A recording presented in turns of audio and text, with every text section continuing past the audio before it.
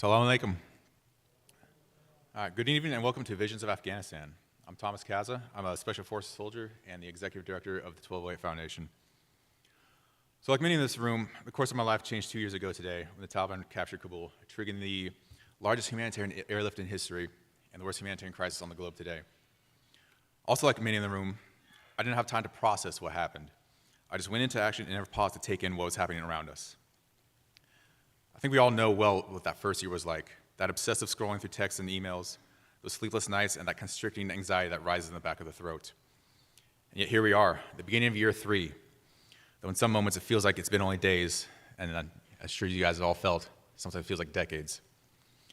But I know my experience, that of an American born to freedom opportunities, pales into comparison with those of my Afghan brothers and sisters.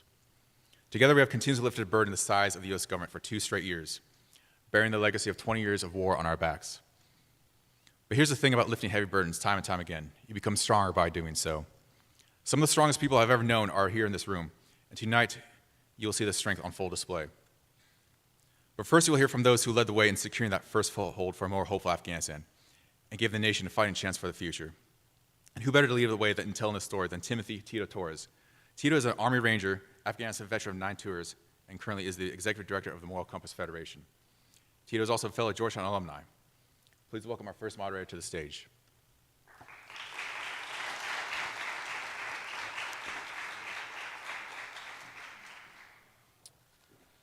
Hello. Welcome back. I see many familiar faces who joined us last year for a conference to talk about Afghanistan and the U.S. and that special relationship. 2 years has gone by. I know I look across here and a lot of us are tired. A lot of us continue the work every day. The pleas for help, a government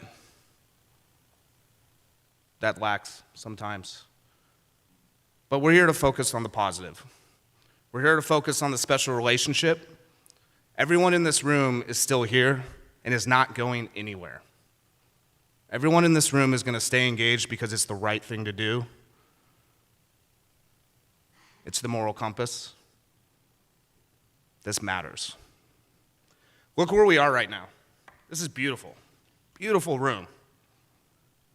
Last year, Dean Hellman, who's the Dean of the School for Foreign Service, gave a speech at the conference surrounding Afghanistan, and he said, "We want you here. We want to stay engaged. We want to be involved." And Georgetown is showing that through actions by letting us host this event here. President Obama, President Clinton, Prime Minister Blair, Madeleine Albright, the King of England, and now organizations within Moral Compass Federation all have spoken in this room. Thank you, 1208 Foundation, for the partnership and the hard work, and we know you're a valued member of our organization. I want to start with Ambassador Ronald E. Neumann, current president of the American Academy of Diplomacy, formerly a Deputy Assistant Secretary of State. Ambassador Neumann served ambassador to Afghanistan from July 2005 to April 2007. Prior to joining the Foreign Service in 1970, Ambassador Neumann was an Army infantry officer in Vietnam, where he earned a Bronze Star. In 1967, Ambassador Neumann made his first trip to Afghanistan, where his father was the ambassador from 1967 to 1973. The story of veterans and diplomats working alongside Afghans goes back much farther than many may believe. With over 5 decades of experience working in the U.S.-Afghan relationship, please welcome Ambassador Neumann as he discusses his first experiences in Afghanistan, connections to his parents in 2005, and his continued work on this important relationship.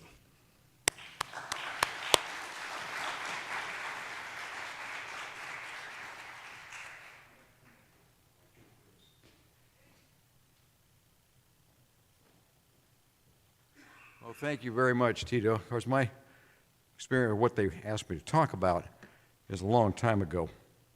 And as Tito said, I first went to Afghanistan in 1967, and that was really happenstance. My father had been appointed ambassador to Afghanistan.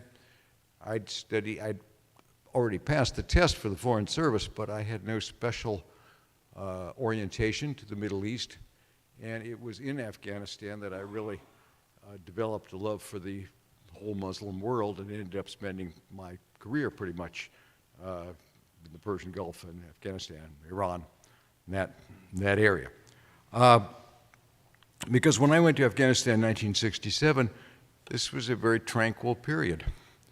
And so I was able to experience the country in a way that perhaps many people now, for a long time, have not been able to do. We went with an Afghan geologist and his American counterpart. We drove from Herat to Kabul through the Hazarajat, camped at Bandi Amir, stayed at Bamiyan, saw the Buddhas.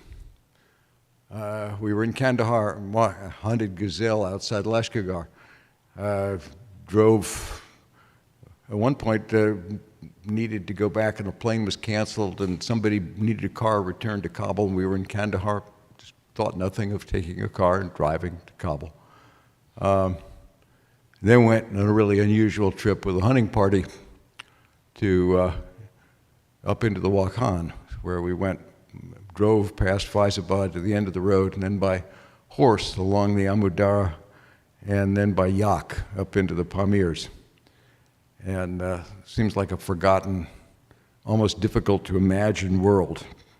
But that was my first experience. Well, when I came back, which was 38 years later as ambassador, somewhat to my surprise, because this doesn't happen very often. There have only been 3 father-son combinations in American diplomacy that have been ambassadors to the same country, and it has no political significance. It's pure dumb luck, and you could do it once every 100 years. But when I came back, it was 38 years later. I expected to meet people who knew of my parents, but I was surprised how many I met who remembered them. Partly because they were there a long time. They were there 6.5 years. Also because there were certain traditions my parents had. Some of them I tried to continue myself. My father had a tradition of having a reception each year for returning Fulbright students. And so I thought that was a good idea, and I would carry on the same tradition. And the first reception I had for returning Fulbrights, one young woman who just come back came to me, and she brought me a picture, a little silver frame. And the picture was of my mother calling on her mother in Kunduz in 1968. It was a touching reminder of the connection. That's a long time ago. They're good memories, but they're sad memories too when you think of where we are now. I just want to leave on one other note, and that is an awful lot changed in the last 20 years. A lot of it's gone, at least for now. But I think the seeds that were planted of culture, of education, of outlook on life, some of those will sprout again. I don't know how, I don't know when, but as we focus on, surviving and prospering and growing in the near term in our new lives that people have, I still have this feeling that someday some of those seeds will come back. So thank you very much for letting me think about some old memories. Thank you.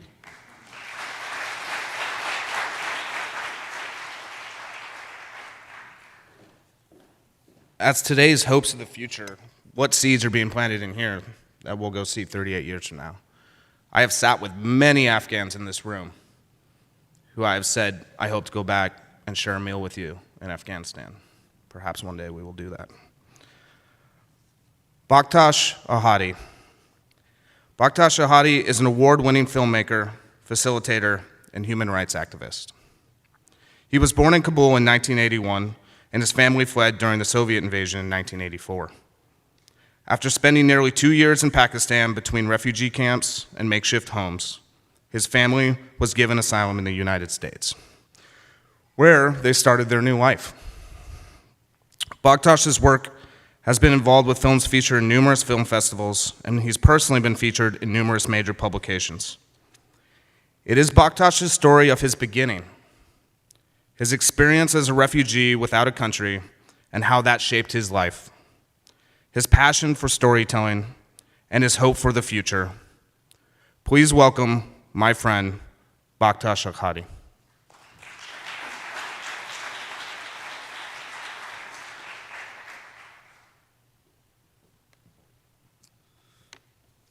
Okay, how's everybody today? Good. It's an honor and a privilege to be here. I'm here to tell a story about my family, actually. I was born in 1981 in Afghanistan, in Kabul, and 2 years before, the Soviet Union had invaded Afghanistan. Some of you, Ambassador Neumann, others, may remember where you were when you heard that news. Nonetheless, I was born into the war, and my lovely parents who are in the audience, Mom and Dad, could you please raise your hand? I love you very much. And this story isn't because of them, isn't for them, this story is because of them. And let me tell you what I mean. I'm here to talk to you about our family story, but ultimately, I want this story to be about hope. My parents, we are, well, from a Shia Muslim background in Afghanistan, and we came from really nothing, quite literally nothing. And my parents, my father in particular, is from Kandahar, the notorious place known as Kandahar. And my father fell in love with the idea of America in the 1960s, not just because of the movies of Steve McQueen or Charles Bronson or Sylvester Stallone, but in fact because of a Peace Corps volunteer named Eric who taught my father English. And he taught him the ideals of what it meant to be an American. So soon after, my father moved from Kandahar and went to Kabul, where he worked for USAID. Some of the people in this audience may have worked for USAID, and if you do, God bless you. So my father was the first key punch operator on the first demographic study that the State Department still uses to this day. That was my father's role. Then afterwards, he got enlisted in the military in Afghanistan, and his life was put into danger. And so, in 1984, my father got word that, well, his time was coming up. My father's a lovely person, but he's also very outspoken. That's where I get it from. So, nonetheless, he realized that his life was put into danger, and so he told my mother, pack your bags, we're leaving today, we're leaving the country. And at this time, my mother, who was 22, had me, and my brother was in the audience as well. She had never left her neighborhood in Kabul. And now my father's asking her to flee her country. So that's what they did. 7 days, 6 nights. They fled through the Hindu Kush. The Hindu Kush, by the way, are known as the Hindu Kush for a reason. Kush means kill. Hindu means Indian. So anybody who tries to surpass these mountains end up dying. Well, my parents did, with a 3-year-old and a 1-year-old. We eventually made it to Pakistan. We spent time, 2 years approximately, in Pakistan in makeshift homes and refugee camps. And then my father had the wherewithal to go to the consulate, the U.S. Embassy in Islamabad, and fill out an application to come to America. And what's really curious is the consular officer there realized that my father put down Dr. Kerr's name. Dr. Kerr was the director of USAID in Afghanistan at the time. And as you all well know, not only is it a small world, it's a small Afghan world. The consular officer there actually knew Dr. Kerr, reached out to him and asked if my father's case was legitimate. And lo and behold, it was. So he took out his stamper, stamped our passports, and before we knew it, we were sponsored by St. Paul's Lutheran Church, which brought us to Carlisle, Pennsylvania. Carlisle, Pennsylvania is a wonderful little town 2 hours north of Washington, D.C. Carlisle always gets on the list of the top 25 most livable towns in America. Our fortune. So, a poor family from Afghanistan with 2 kids. The only person who knew English was my father, and all he knew how to say was, "Hello, how are you? We're hungry. We don't eat this." So, these beautiful people at St. Paul's Lutheran Church, they cared. They cared about us. So, each family was responsible, all 7, for teaching us something about what it meant to be in America. One family was responsible for teaching my parents how to drive. One family was responsible for teaching my parents how to speak English. One family was responsible for helping my mother use female products. The other was to teach my father what taxes meant. All the things that we, in some sense, take for granted. These beautiful people at St. Paul's Lutheran Church cared. They gave us a Christmas. I still remember my first Christmas. I remember having a Christmas and still believing in Santa Claus. I had that. Stan Myers taught me how to drive. George Marovich taught us about the radio systems between trucks. Emily Miller and John Miller baptized my baby brother. These people cared. These people welcomed us into their town and into their homes. We, in some sense, needed this. Why? Because in Carlisle, Pennsylvania in the 1980s, there weren't any mosques, there weren't any Afghans, there wasn't even basmati rice. Fast forward, I grew up in this small little town. 9/11 happens. The world comes together because of tragedy. Every last one of us knows where we were when that moment happened. We came together because we cared. All of us here, in some sense, have served in Afghanistan. We came together because we cared. And then when the collapse happened, every last one of us were on the phone trying to take people out of Afghanistan. A lot of you were actually here because of somebody sitting next to you that took you out of Afghanistan. Why? Because we cared. And so, I would just love for everybody to kind of consider the root word of hope is actually Greek. It's elpo. Elpo means to anticipate with pleasure. It also means to welcome. So I urge all of you to welcome those into your life that you didn't anticipate ever coming into your life before. Just like the members of St. Paul's, just like Dr. Kerr, just like Stan Myers, just like Emily and John Miller welcomed our family. I went back and served as a combat interpreter. Our children will not forget Afghanistan as long as we continue to care. And that is the message I have for all of you. Please continue to care. God bless and Godspeed.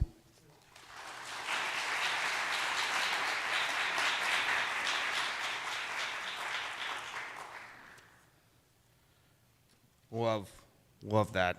Fantastic. And the parents being in the room. It's amazing the stories you hear. Every story matters. Everybody's story matters.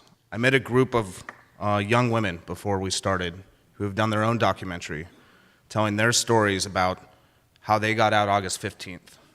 And I can't wait to find an avenue and a venue to share that when that is ready. But every story matters, and it needs to be told. Mujib Mehrdad, a poet, playwright, translator, and journalist. Mujib is the author of poetry collections, Gladiators Are Still Dying, The Fishes Have Fled Our Veins, Audience, Soldiers, and the collection of essays, The Rain Past. As we try to understand Afghanistan, we'd be remiss without including the art, the storytelling, and the culture. Please welcome Mujib Mehrdad to the stage to recite a poem.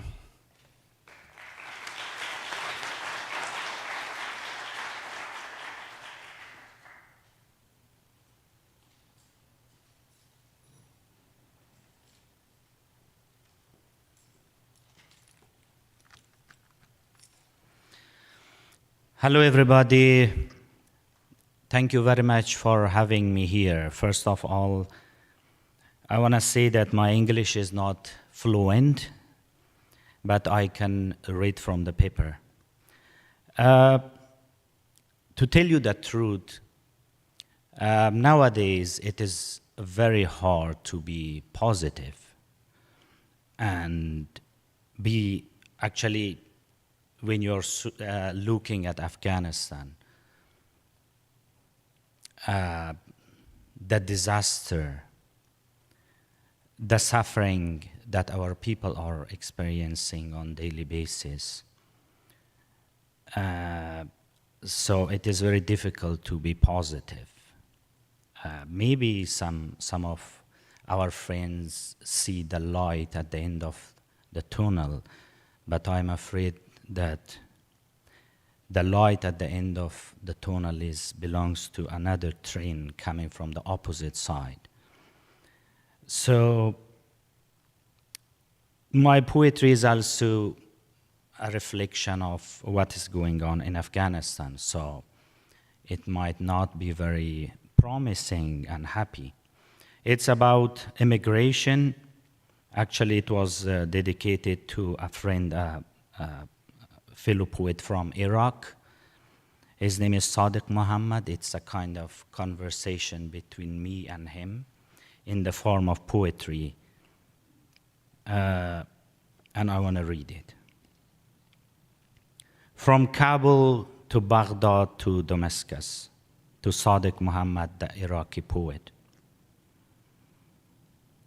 Those who died of countless blisters on their feet, those who died of the heartbeat of their kids on the run, those who died of the heartbeat of their kids on the run are scattered all over Kabul, Baghdad, and Damascus.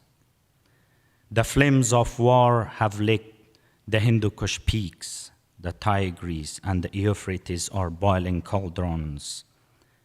The feathers of angels burn on Golan Heights. Sadiq, my heart is of steel as I watch an infant beating his mom's breast to bring her back to life. As I watch women carrying their pregnant bellies across scorching deserts, and pet dogs tracing their owner's blood in the alleyways. Pleasant breeze blows in my homeland, but alas, generation after generation have only felt the freezing cold. As the flags trembled on graves, our vineyards are brimming with grapes, but only ghosts are promenading there. Every weekend in Kabul, the dead carry the living to the graveyards. Like you, I have seen the big flames in the eyes of my sister, and have visited many hospitals to listen to the last heartbeats of my brother. We witnessed bullet-ridden children excavated from under rubbles in Aleppo, and saw how quickly the world turned away its gaze. Sadiq, we witnessed how the children of Kabul, Baghdad, and Damascus boarded paper boats on the Mediterranean shores. Tonight, my people and your people sleep side by side at the bottom of the sea, watching the pale stars. Thank you very much.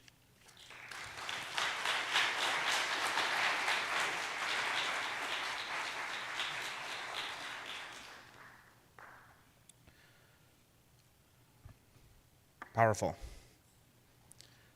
As much as this entire day is about hope, about the future, it's also about the truth.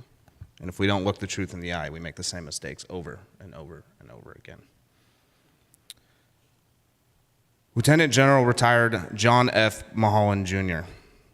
Lieutenant General Mulholland commanded from captain through lieutenant general level in the Army Joint Special Operations Forces. Following graduation from the National War College in 2001, then Colonel Mulholland assumed command of the 5th Special Forces Group airborne at Fort Campbell, Kentucky in the immediate aftermath of the attacks of 9/11. Colonel Mulholland commanded Joint Special Operations Task Force North, Task Force Dagger, in the opening days of Operation Enduring Freedom. 9/11 changed the past of everybody in this room. General Mulholland had limited time to deploy and lead Task Force Dagger in the fall of 2001. The speed to war was underway. General Mulholland had to prepare his knowledge of the terrain with limited time. This is where some of the first modern relationships between U.S. forces and Afghans began. Please welcome Lieutenant General Mulholland to the stage.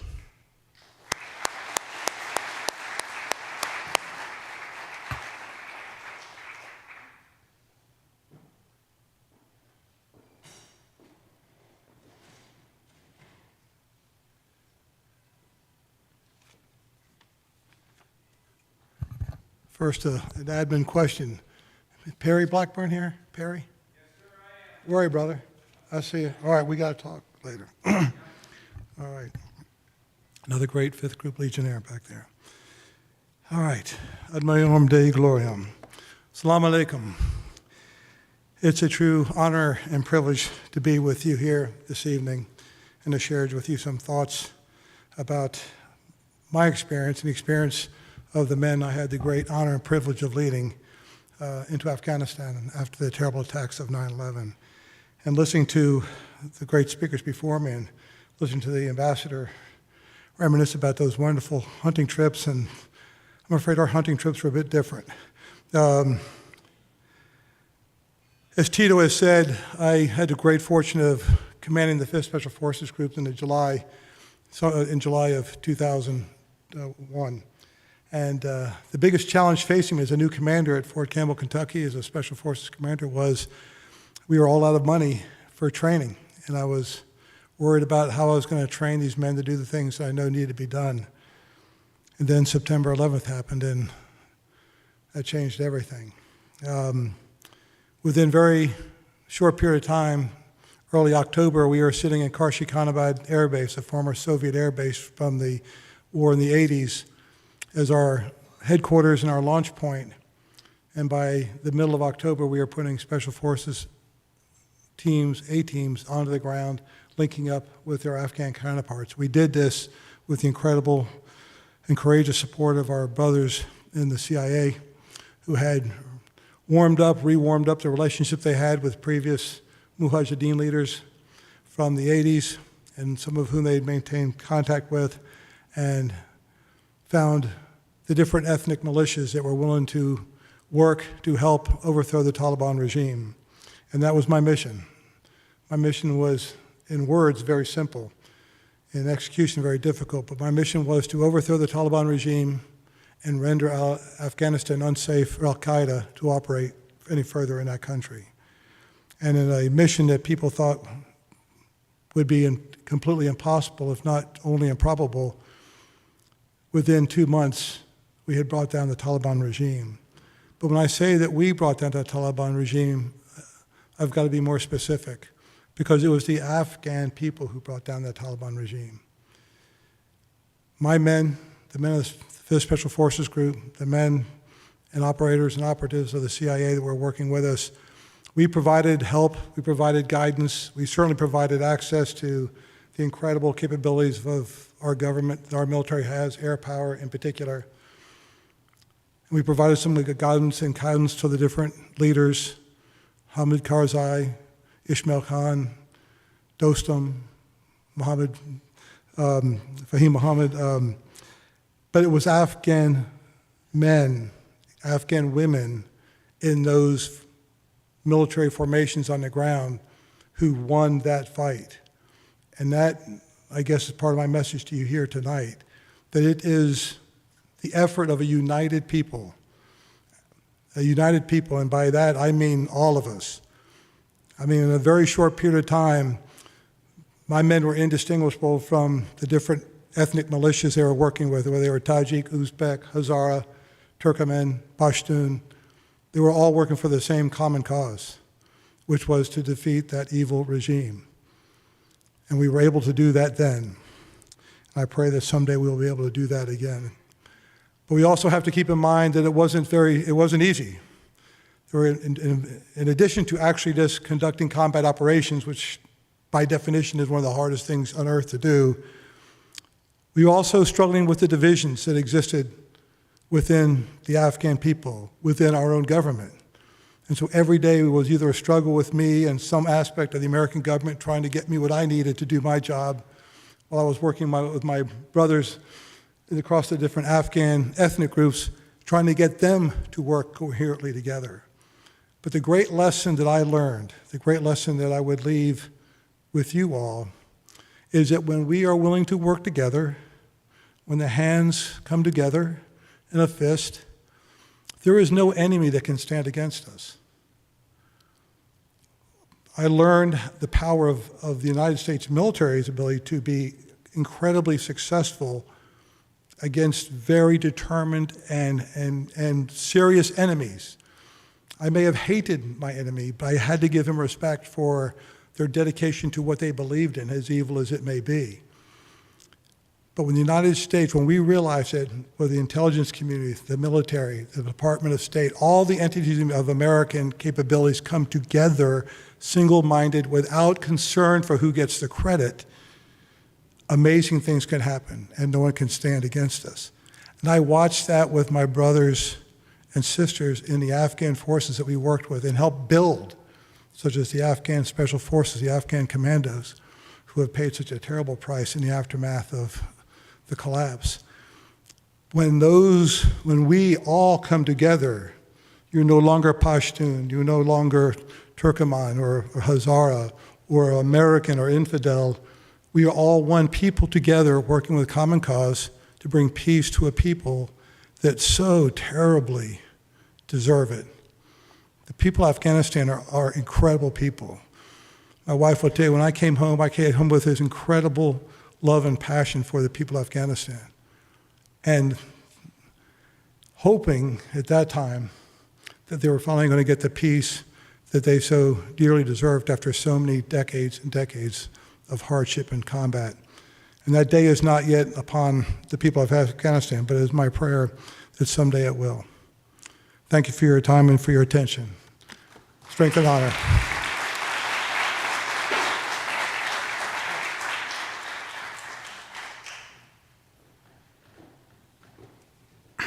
Thank you, General Mulholland. One, I want to personally thank you for your friendship and mentorship. It means the world to me. And I look forward to whoever takes the mantle next. My time is coming to an end. The next war won't be mine, but you better believe I'll be supporting some of you in this room. Toby Harnden. Toby Harnden is an accomplished author and veteran foreign correspondent. Toby is the author of Dead Men Risen, which won the Orwell Prize, and wrote Bandit Country, one of the most acclaimed books about the Irish Troubles. A former foreign correspondent, he reported from 33 countries while based in London, Belfast, Jerusalem, Baghdad, and Washington, D.C. for the Daily Telegraph and the Sunday Times of London. He was imprisoned in Zimbabwe and faced prosecution in Northern Ireland for his work. A dual U.S. and British citizen and former Royal Navy officer, he is also a board member of the nonprofit organization Badger 6. Toby is able to provide context as a former British officer, and through his book, First Casualty, The Untold Story of the CIA Mission to Avenge 9/11. Please welcome Toby Harnden as he shares a deeply personal story of some of the first casualties of America's longest war.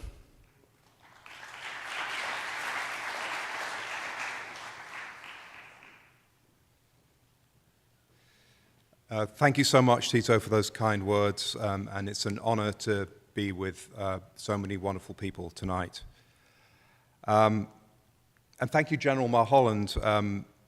We, from Badger 6, are proud to have you on our board of advisors, along with George Tenet, who was then CIA director, and Hank Crumpton, who was the director of the CIA's Counterterrorism Center Special Operations Division. These three men designed and directed a highly successful military and intelligence campaign back in 2001. We should have a slide here of 8 of the people who were the first to respond after the 9/11 attacks. This is the CIA's Team Alpha, the first 8 Americans behind enemy lines in Afghanistan. For many years, you will have seen their eyes black and faces blacked out. They're now all out from the shadows, and 3 of the men in that picture are on the board of Badger 6. Soon after Team Alpha infiltrated into Afghanistan on October the 17th, 2001, you'll see from the next slide they were joined by the Green Berets of ODA 595 and ODC 53 south of Mazar-e Sharif. I'm honored to be associated with these great Americans, whose story I was able to tell in my book, First Casualty. But you can see in this picture that to achieve the success they did, these great Americans needed great Afghans, the indigenous allies they'd linked up with in the mountains, riding together on horseback, something the Americans had not bargained for, and indeed riding into battle. These allies took the fight to the Taliban and al-Qaeda. They were Afghan patriots, but they also stepped up for America, fighting alongside the CIA and Green Berets. The first American to be killed in combat in Afghanistan was Team Alpha's Mike Spann, who you saw on the right of that initial picture. He is remembered, and so too are the Afghan allies, the many Afghan allies who made the ultimate sacrifice also. But as well as honoring and remembering the fallen, we need to look after the families of those who are no longer with us and those who are living. And that's where Badger 6 comes in. So fast forward to 2021. This next photograph was taken in New Jersey a few months ago. And you can see members of Team Alpha and ODA 595, people who decided that they had to do something. They were not prepared to see the Afghan allies of 2001 hunted down and murdered by the Taliban. So Badger 6 was formed. You see here Andy Hartzog on the left and David Tyson of Team Alpha on the right. David is here this evening. Along with Mark Nooch in the center, who was the commander of ODA 595, and Shannon Spann de Bruin, a former CIA officer herself, who was the wife of Mike Spann. Now, among those people in that room in New Jersey, second from the right, very fittingly, you see Mohammed Fakir al-Jawzjani, who was the principal anti-Taliban, the principal Northern Alliance cavalry commander, an ethnic Uzbek, who fought alongside Team Alpha and the Green Berets in 2001, a brother in arms. Fakir, as you can see, is now in New Jersey with his very large family, and we were able to get them out of Afghanistan where they were under grave threat. And they're building a life in the United States. This is what Badger 6 is about. And Fakir, incidentally, was the person who located Mike Spann's body on the battlefield in Afghanistan at the fort of Kalajangi in 2001. So this was the man who enabled Team Alpha to bring Mike's body back and have him buried with honor in Arlington Cemetery on the other side of the river here. So you can understand the strength and depth of the bonds between these men. And it endures today. Ambassador Neumann mentioned Bandi Amir. And so you can see in the next slide, that's Mike Spann on the left, and now Colonel, then Captain Justin Sapp, a Green Beret who's the only Green Beret on Team Alpha. There they are standing in front of this beautiful lake.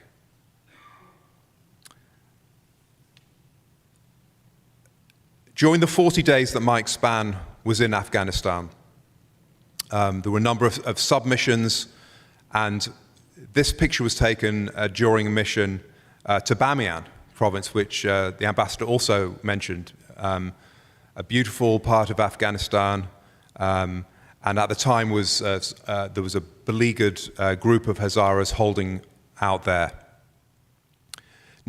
So there were 3 people on that mission. There was Mike, Justin Sapp, and Mark Rausenberger, who was the medic.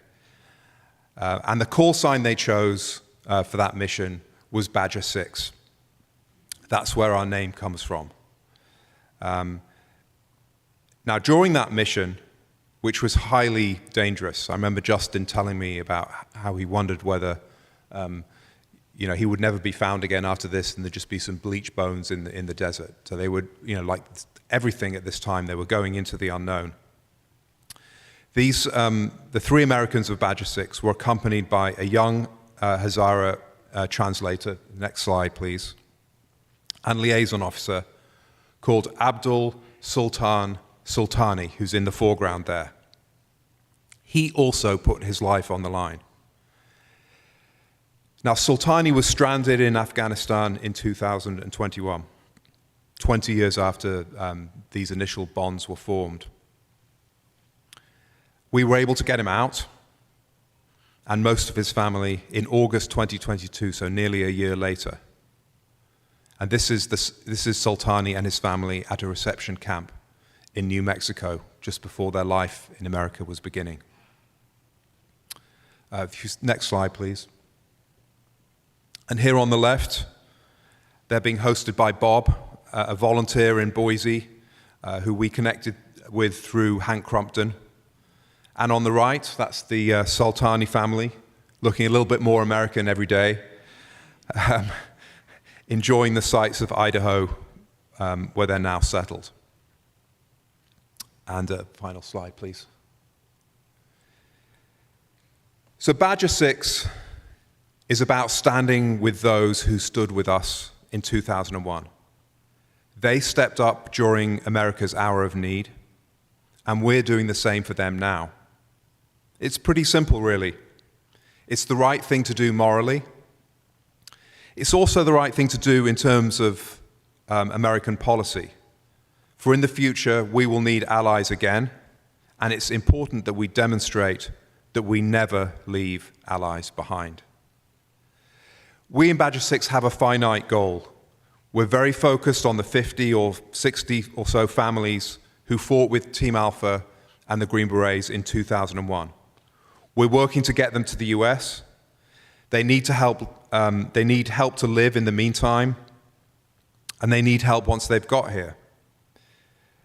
Costs maybe $600 or $700 a month to sustain a family. Some of these people are hiding out in Afghanistan still, hiding from the Taliban. Others are spread across the region. 3 of Sultani's adult daughters and their families are on our list. One's in Iran, one's in Pakistan, and one's in Turkey. And that's typical. We're cajoling, we're working our old contacts, we're making new contacts. We're held together in a way by Dr. Azim Rasool, who's an Afghan emigre who arrived here in the 1990s. It was his house where that picture was taken in New Jersey.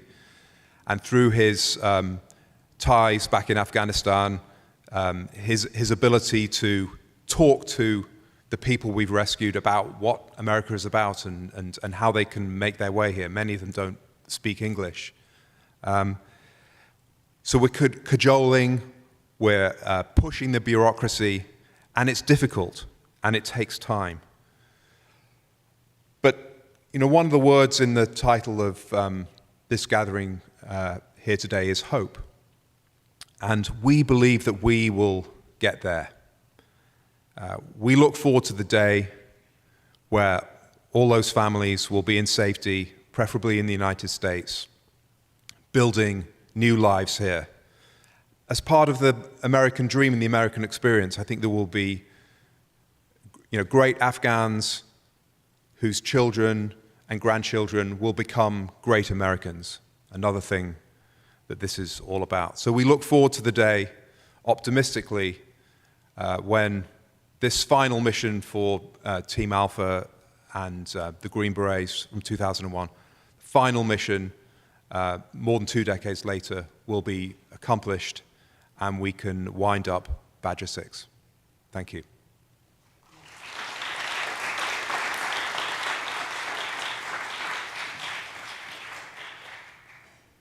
So as we started in the late 60s and gone through the invasion, we're going to take a 3-minute break to reset. Don't go far.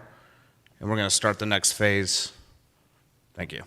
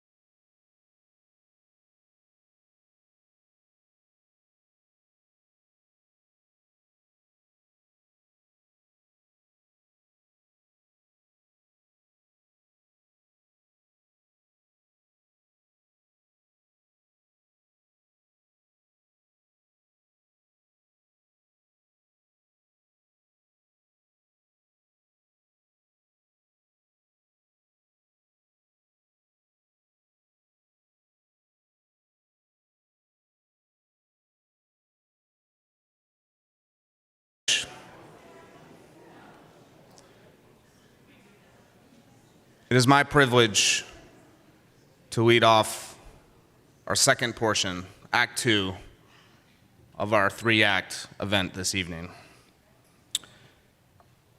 Amy Martin.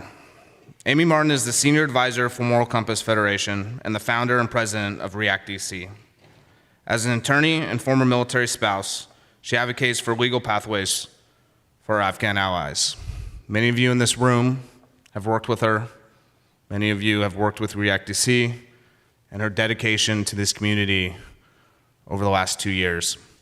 She told me a story about how it all started in Afghanistan, or in DC, August of 2021.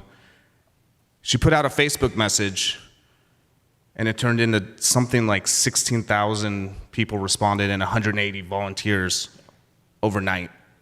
And that's where REACT DC was born. So please welcome my friend and your second moderator, Amy Martin.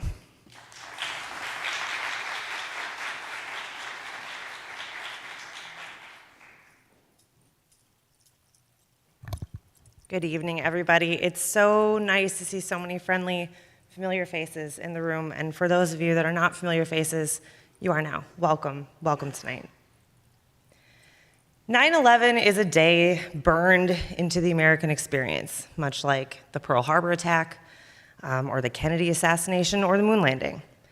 I was a 16-year-old sophomore in high school on 9/11, so you can calculate my age from there. You can extrapolate. I will never forget sitting in my high school auditorium watching the second plane fly into the World Trade Center on this big screen. I was confused. I was crying. My students around me were crying and confused too. That day set in motion a new era for both our countries. The 20-year Afghanistan war is the war of my generation, and the story that continues to shape us. Some of us fought, some of us protested, some of us went about our lives with little interest in the war over there. It was a war that was present in every Afghan's life, every day. Present in the lives of 1% of Americans who served, and their families. But for the vast majority of Americans, it was largely out of sight, out of mind after the first few years. Fast forward to August 15th, 2021, and the chaotic weeks that followed, and touched every Afghan and every American, and is the reason some of us are here today. It was an unparalleled diplomatic and strategic disaster, rivaled only possibly by the Saigon Neo, which sits uneasy in the memories of my parents' generation. In Act 2, we have 5 storytellers spanning the first days of the war to the last. This war that defined so many of us within the walls of this historic hall today. This war that also reaffirmed the unbreakable, beautiful bond between America and Afghanistan, a bond of hope that carries us into the future. Our first speaker, Lieutenant Colonel retired Perry Blackburn, was commissioned out of the University of Arkansas Razorback, BDE, where, incidentally, he was recently inducted into the University Hall of Fame. During his time in the military, Perry served in multiple roles with the U.S. Army. As a Green Beret, he was one of the first Americans on the ground in Afghanistan after 9/11. He was an operational Detachment Bravo commander, commanding Special Forces A teams and 1B team on his infiltration into Afghanistan in 2001.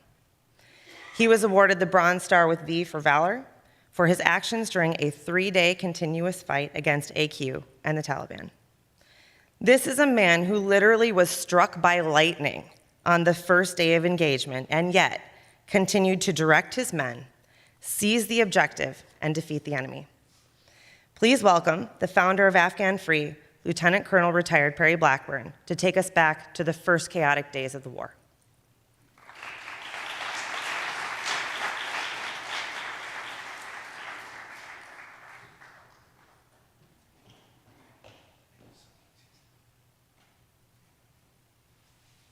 Come to Georgetown, they said. Have a little talk, they said. You'll be following John, they said. I should have asked what the last name was. John Mulholland. General John Mulholland, only the greatest commander, the greatest general to ever wear the uniform. I get an opportunity to share the stage with him. Woefully humbled. Woefully humbled. He was my commander in '01. I was his small commander in '02. We served together in Afghanistan, and then we crossed paths multiple times. And it is absolutely an honor to be here with you, General Mulholland, with all of you folks, you fine folks that I've been able to meet, folks that I've known for 2 years and never seen. Is that the craziest thing in the world? We've worked so hard in this Afghan problem set from August 2021 and have never met, but we talk every day. It's incredible.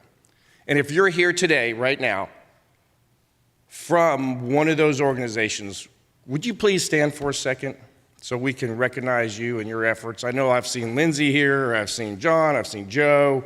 There's a bunch of y'all. Please stand.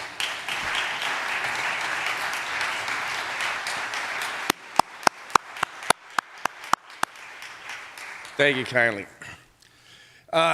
You know, I've just got some pretty good news that I want to share with you guys, but I'll share that a little bit later. But I kind of need y'all to remind me toward the end to not forget to tell this story because it's really kind of cool. And sometimes I have a tendency to forget. Matter of fact, the other week, when I came home, my daughter was like, "Did you bring home the milk?" And I'm like, "Oh, no, I forgot." But the bad thing about it wasn't that I just forgot the milk. It's like, I forgot her even asking me about getting the milk. Like, where's my memory going so quickly? And when I talk to others in my network, it's the same thing. We're so engrossed in this problem set that we forget to take a moment like this right here that Tito and the Moral Compass Federation has put together for us, to take that deep breath and enjoy the fact that we have had some successes.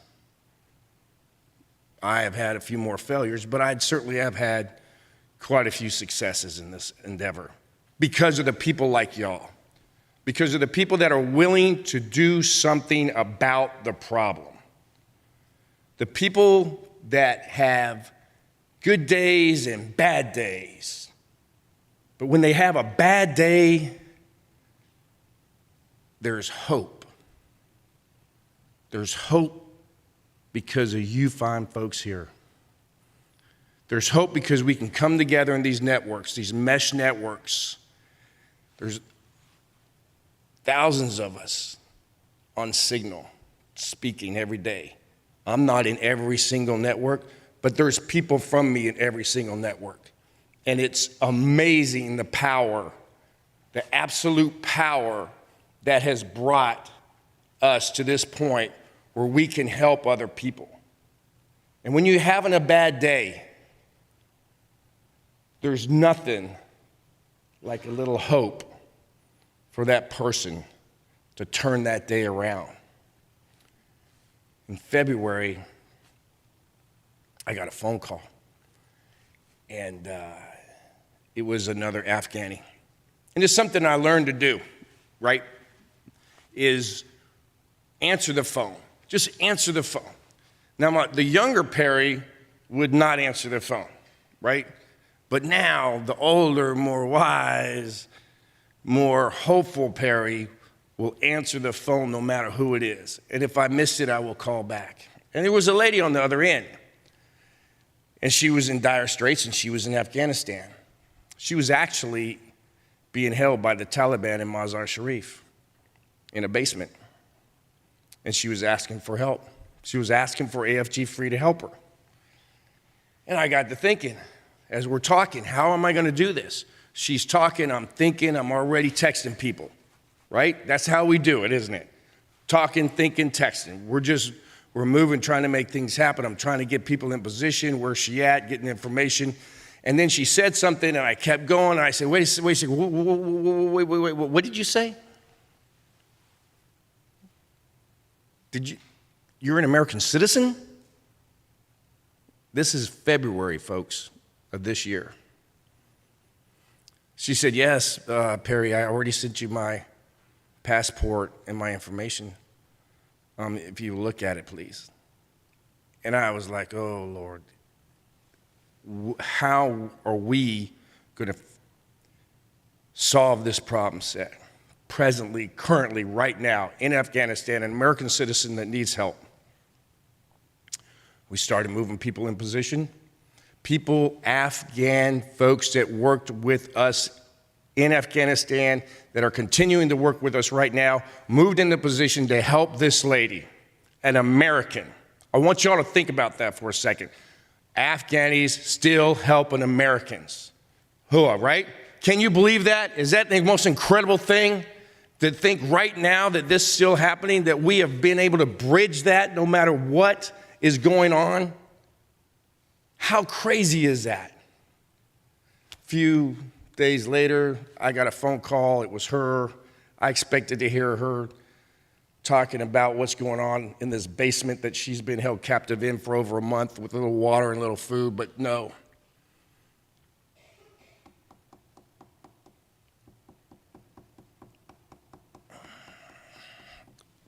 Sometimes I get all up in my feelings about this.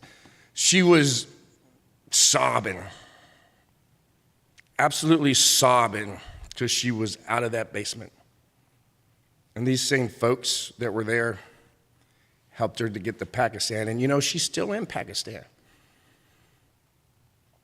She's in Pakistan helping Afghanis that are isolated there, still trying to work through the special immigration visa. There is nothing more powerful than giving somebody hope. Is there? It's unbelievable. So the next part of my quick story about something that really just found out about. If y'all might know, you probably see me in the news quite a bit. I've just thrown myself out there. I don't care. You got to do it, I think, if you're trying to help folks. Now we work in Iraq, we work in Afghanistan, we work in Ukraine, we work in Africa, and we specialize in feeding people and sheltering people because the evacuation is just so long. You got to have something in the middle. One of my buddies, Nick Mamer, you can Google him if you like. Another Special Forces guy was killed in Bakhmut, Ukraine, May 15th. Why I'm telling you this story is because the story is important because of the networks that we're in and how powerful they are. I was able to, in a short time, I was able to talk to Prigozhin by reaching out to my networks and saying, who has a contact with Prigozhin? He has the body of an AFG-free member. What would we do? What will we do? What risks will we take here or over there to help our fellow people? And I think in this room, as I look around, I think y'all would take a lot of risk. And it shows because there's some free folks here from Afghanistan.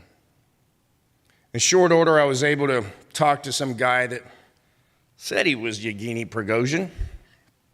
Sounded like it. Sounded like a vampire, but I'm not sure what, Russians are really sounding like these days. And I said, hey, from one professional to another soldier, I want Nick back home, and I want him at home in due course. I don't want to wait for months. In a week or so, we were able to, there was a prisoner transfer, and Nick was given back over to the Ukrainians. That is the power of these networks. What we need to do now with these networks is move our government faster and harder to help the Afghan people, to help the people that are oppressed, to finish John Mulholland's mission of freeing the oppressed and making sure that all of us in here are giving the folks that we are in contact with that little bit of hope. Thank you.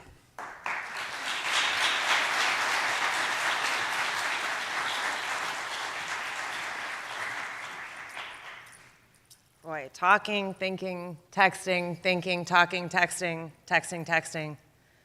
I know a lot of us have a love-hate relationship with Signal in this room.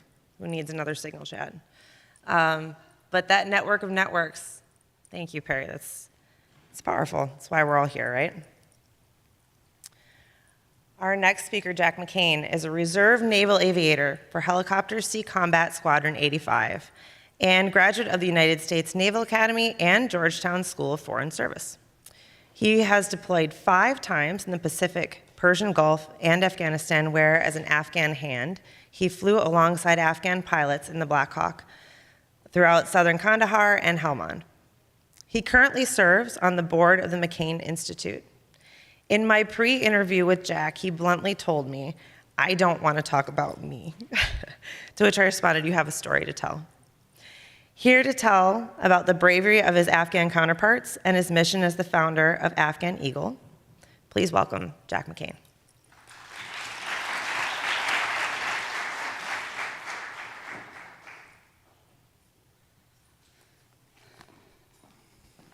سلام. برادرم های خواهرم های افغان. تشکر برای کمک شما و تشکر برای آواز شما.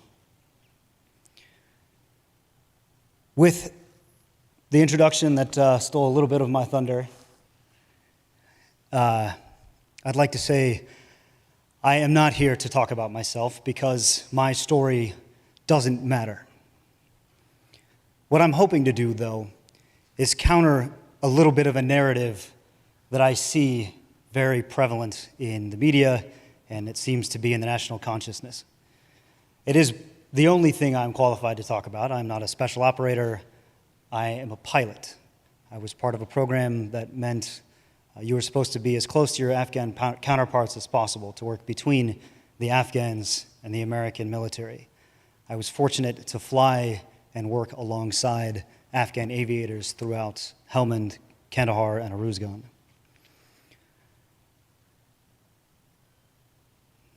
I'd like to say that I do know a little bit about bravery, not because I'm a pilot, but because I have seen it firsthand from the Afghans I flew with.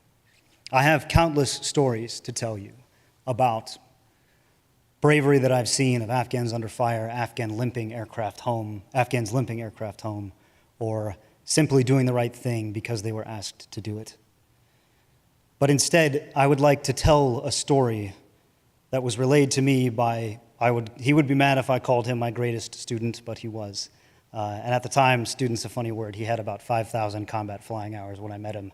That's an insane number, much more than I have. We'll just call him Colonel S. He was the pilot of the Black Hawk that I would say is the last aircraft out of Helmand province as the collapse came. As I'm sitting at home watching the news, seeing the end of the 20 years of efforts of the abandonment of our Afghan allies, I get a text message that relayed the story that he had brought the Afghan commander, who can speak for himself, onto his aircraft and out of Helmand province. Took his aircraft from Helmand province to Kabul, fueled up, loaded as many of his pilots that he could onto the aircraft, and flew to the Panjshir Valley because that seemed like a logical rallying point at the time. Once he made his way there, he was basically ready to carry on the fight from that moment. There was some confusion. Some of the commanders moved different places, and he stayed himself in Panjshir, was able to scrounge enough fuel to fill the aircraft up, just one of the two that he had, and he loaded what he considered his most precious resource onto his aircraft to fly from Panjshir back to Kabul. His pilots and their family members were the ones that accompanied him, not his weapons systems, but his people.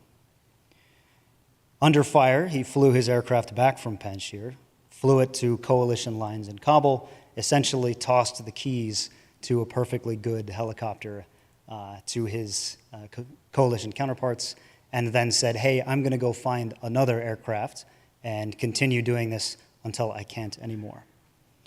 It was unfortunate that at that moment, the coalition broke it to him that his war was over and that they were not going to let him turn back around and fly back out. He was devastated that he could not continue flying and fighting for the cause that we asked him to fly and fight for.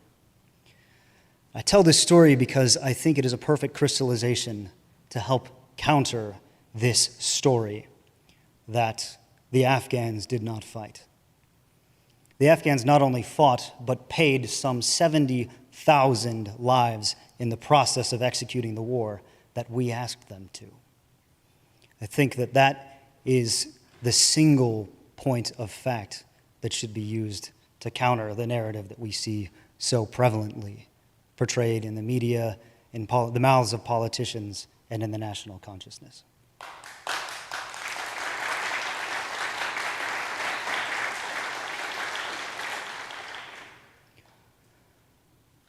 So with that, I only have one other small thing to say to my Afghan brothers and sisters. قلب من با شما است. من با شما هستم. امروز و فردا. آزادی برای افغانستان. تشکر.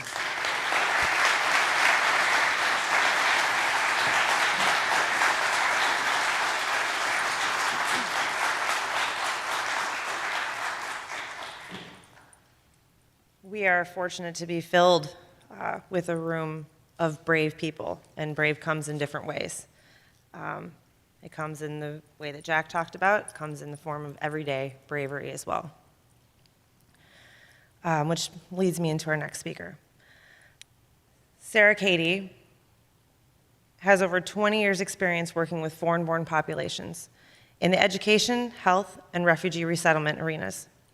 She served as the executive director for the Refugee and Immigrant Services Department at Lutheran Social Services of the National Capital Area, which, for those of you who don't know, is the largest resettlement agency in Northern Virginia, and directed the LIRS Field Office, which resettled over 1,400 Afghan allies after the Taliban took control of Afghanistan.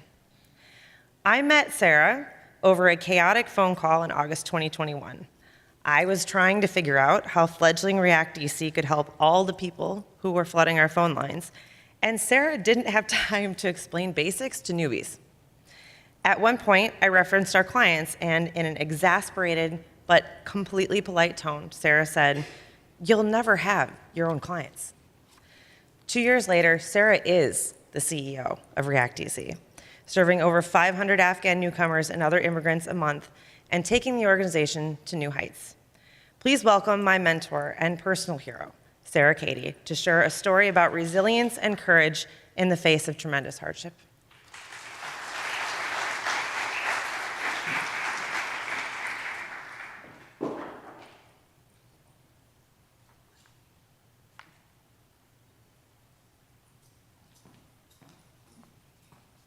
I think we have a slide.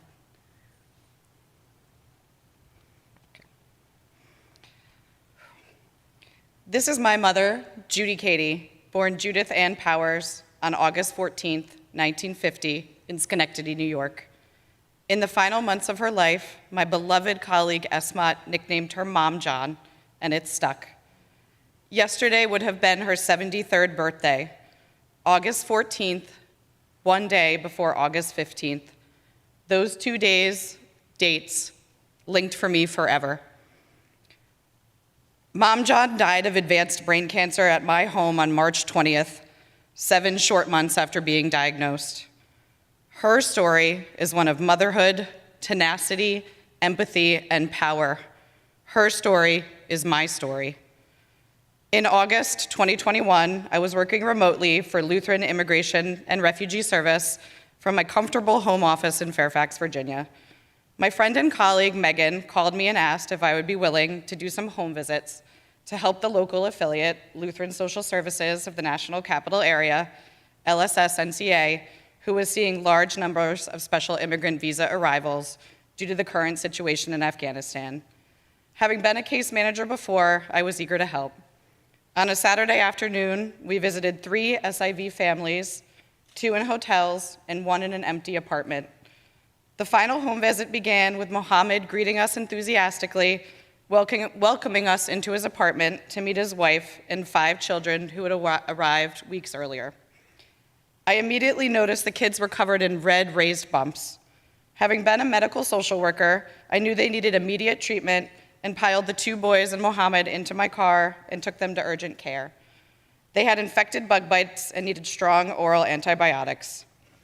That home visit set in motion the past 2 years, which altered me and Mom John in ways that I simply can't explain in words. Afghanistan and its people are forever embedded in my heart and soul. Following those home visits, I was deployed to LSS-NCA due to my social work training, case management experience, and close proximity to Bethlehem Lutheran Church, where the refugee resettlement program was housed. In the weeks and months that followed, I found myself smack dab in what I can only describe as the largest humanitarian crisis on US soil since the fall of Saigon during the Vietnam War. A tiny church basement became the epicenter of the Northern Virginia effort to resettle thousands of our Afghan allies, and it was unlike anything my mind could fathom, despite having worked in resettlement for almost 20 years. People arrived with 1 article of clothing, exhausted, traumatized, unshowered, lacking basic life-saving insulin or hypertension medication. Women arrived 9 months pregnant. Families had been torn apart from their loved ones at Kabul airport, forced to make decisions that most of us could never imagine.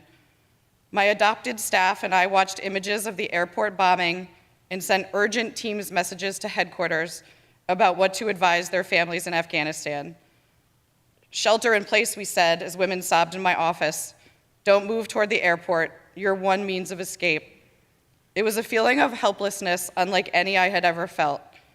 I know our veterans felt the same, and a special thank you to all the veterans who have been at the heart of the evacuation and resettlement efforts.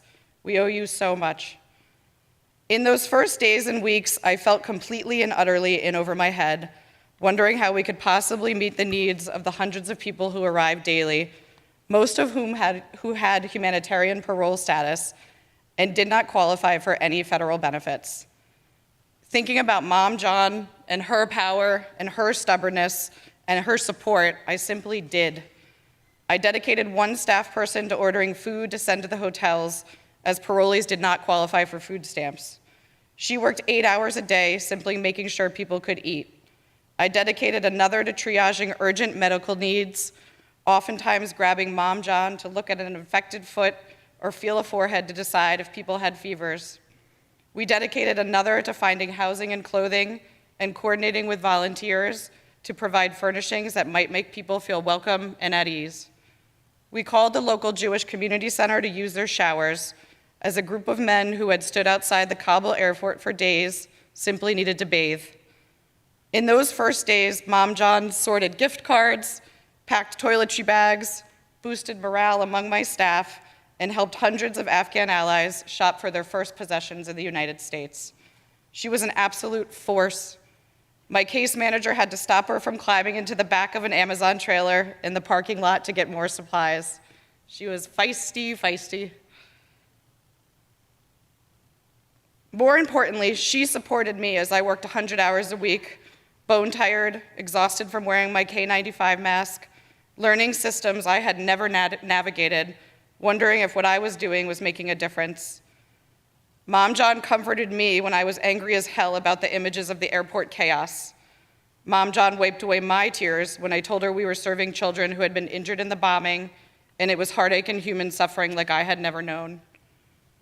Mom John took care of my kids in December 2021, when my all-Afghan staff and I moved tens of individuals off the military bases daily, meeting them at the airport with hot meals, hearing the stories of sand piling up in their beds in New Mexico, no halal food, and Muslim men and women being forced to live together, some enduring sexual assault.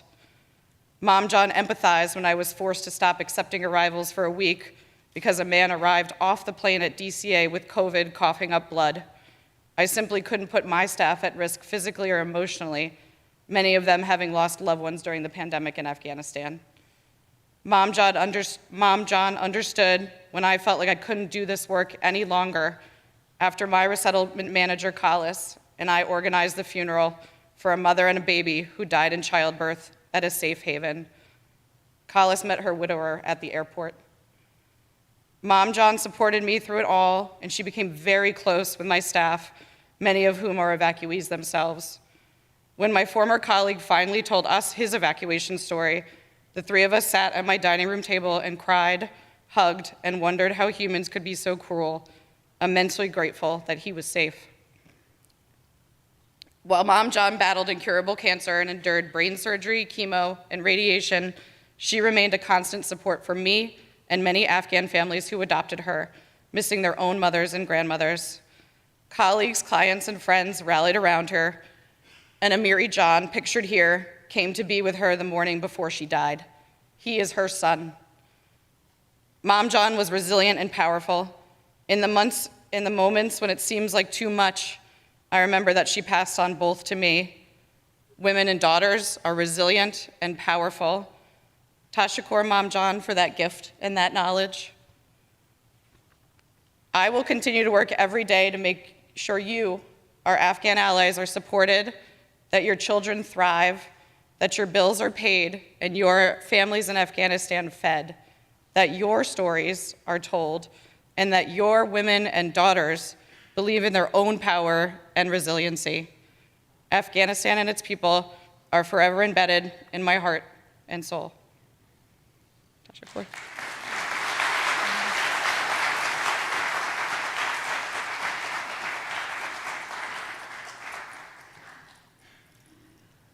Sarah's story reminds us that there were two scenes of chaos going on. There was what was going on in Afghanistan as people were trying to leave during the evacuation, and there was what was happening here, not just in DC, but in Sacramento and Texas and other areas around the country. And that moral injury of seeing people in those circumstances that humans should never be in is part of what binds us and keeps us at this work every day. So I'm pleased to hear her story about what was happening here. And then next we have Joe Laude to tell a story about what was happening in Afghanistan. Joe Laude is a former infantry Marine sergeant with the 2nd Battalion, 1st Marines. His 5-year service included a role in the Kabul evacuation. Joe earned a Bachelor's of Science degree from George Mason University in 2017 and is the founder of the Operation Allies Refuge Foundation, where he supports veterans and their families. Joe has been a steadfast advocate for addressing moral injury in veterans. In fact, Joe and Operation Allies Refuge have partnered with Moral Compass to hold a remembrance dinner on August 29th at the National Press Club to honor the 13 service members who lost their lives at the Abbey Gate bombing. Tickets are still available through the donate link on their website, operationalliesrefugefoundation.org. Please consider coming. Please tell your friends. It's going to be an amazing event to honor our heroes. Please welcome Joe Laude to share with us the ground truth from the last days of the evacuation.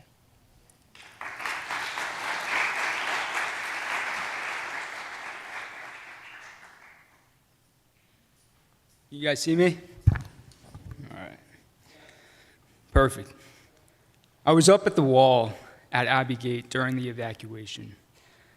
I saw women and children trampled to death. I saw a young teenager bleed out after he cut himself with razor wire. Then I saw these men. These men were hiding behind women and children. They were using families as shields. I was so mad at this time because these men were running away from their country. They were fleeing a nation that we had fought for, bled for, and died for the last 20 years. And so I gladly took the job as the person to take them to these exits. You see, if you didn't have the right paperwork or documents, you had to go back to these exits.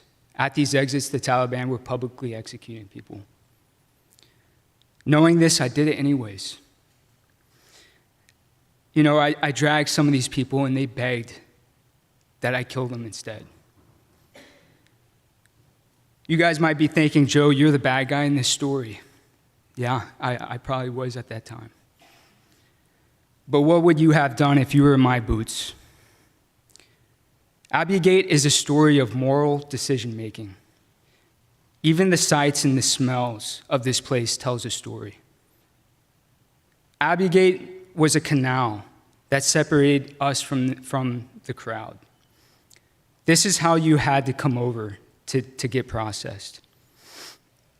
Before you even got to Abbey Gate, you could smell the place. You could smell the feces. You could smell the corpses and the blood. The sounds of desperation were so deafening that you could feel it vibrating you.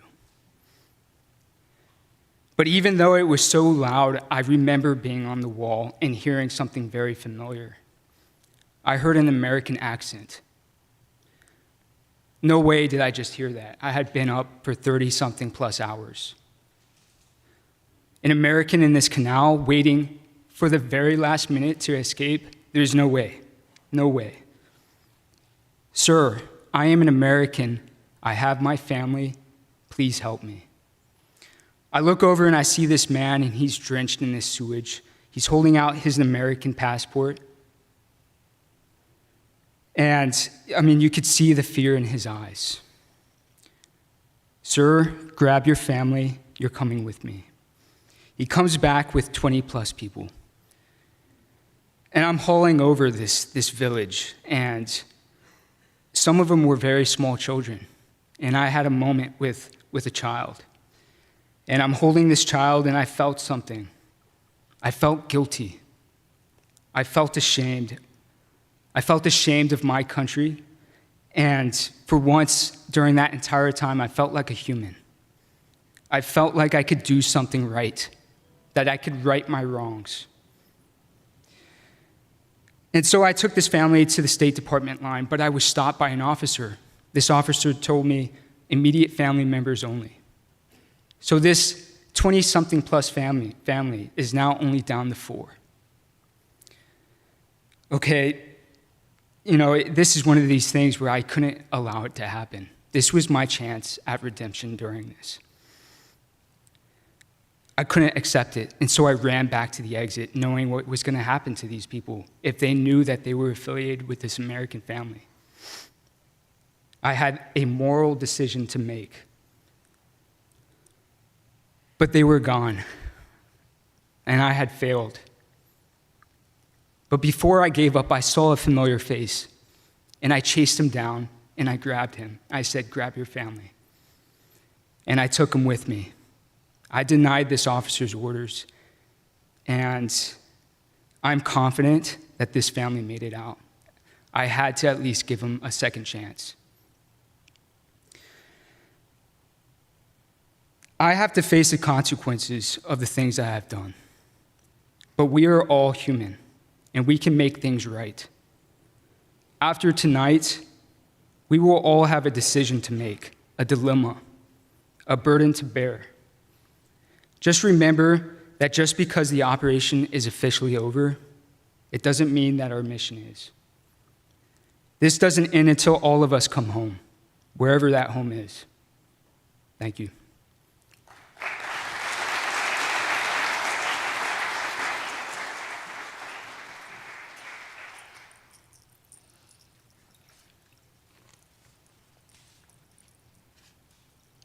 Thank you, Joe.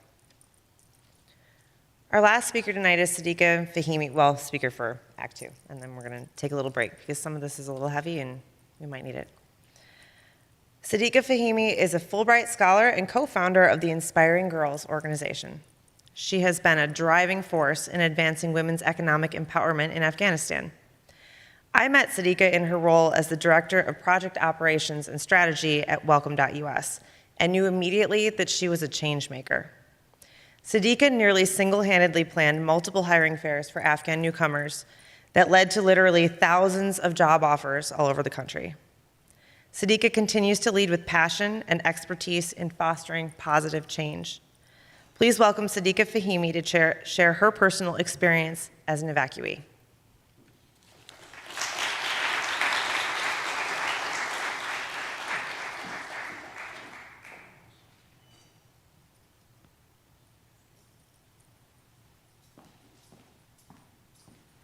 Wow.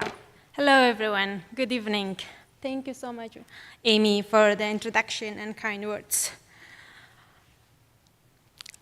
As I start, I want to remind, as the other speakers said, that by saying Afghanistan is a diverse country. It is a land of various language. It's ethnically very diverse in a land of a different religion. Some of you worked with the Afghan community here in the US, or some of you went to Afghanistan. You saw that it's a very diverse country. But the media portrayed Afghanistan as a conflict zone that the people has the same values as the Taliban. It's not accurate. I am a woman, grew up as a Shia Muslim, belong to Hazara community. I have 180 degrees different values than the Taliban.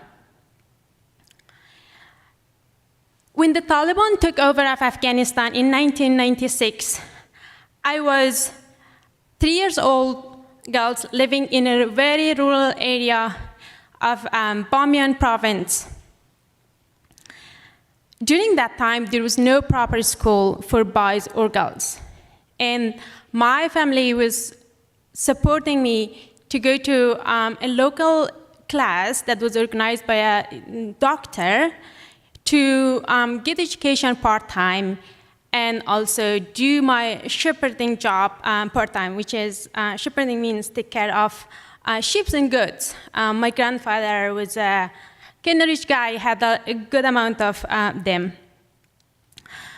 After 2001, things changed a lot. People across the country started sending their children to school to get education. In my case, my family took a brave and bold decision to send me all the way to north part of the country to continue to live with my uncle, to continue my education after primary school, and to live there. But at the same time, they had to hire someone to take care of the sheep and the goats, so to do my job. That was a very difficult, I thought that time, that was difficult decision, and that showed that how much they valued education, and it was very, very far away from home. In the past 20 years, women seized the opportunity, worked hard to change their lives, to change their communities. They seized the opportunity of US presence and the international community. They did everything they could to change the social norms, to change how people see women's role and how women see the women's potential. I, as a first graduate, the first graduate person from university in my family, I wanted to do my part.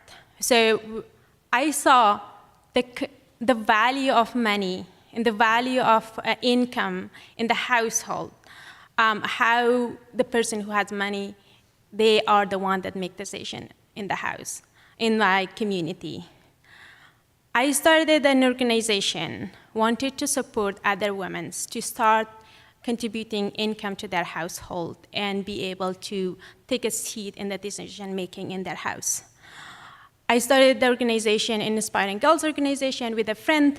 We trained hundreds of young women across the country, mentored them, and support them financially to start their businesses and sustain their businesses. We ended up hundreds of women get trained, and it landed to dozens of businesses in the community and created many jobs. I came to the United States in 2018 to complete my Fulbright scholarship. That experience changed me significantly, and my understanding of the world. Even though a quite number of my classmates couldn't recognize or accept that I'm from Afghanistan because I looked different than people who were portrayed as an Afghan in the media. Equipped with the education, I returned home 2 years later. In the challenging situation of 2020 and early 21, with the security concern, I traveled across the country in Afghanistan through my work and witnessed the changes of women and people, and saw that how women used the opportunity to change their lives and the life of their children. In early morning of August 19, 2021, 4 days after the capture of the country by the Taliban, I was wondering, should I go to the airport or not? I looked at my mom and said that, what should I do? And she, without any hesitation, she said, you have to go. Because if you go, if you stay alive, the whole family will be alive, fine. Because I am the eldest child. So with a small backpack, I left early to go to the airport to leave the country. In that early morning, couldn't help to think about all people, those who built careers, businesses, dreamed of a brighter future for Afghanistan, and how everything vanished in a moment. And that was the heaviest feeling I had in that after being so scared after August 15.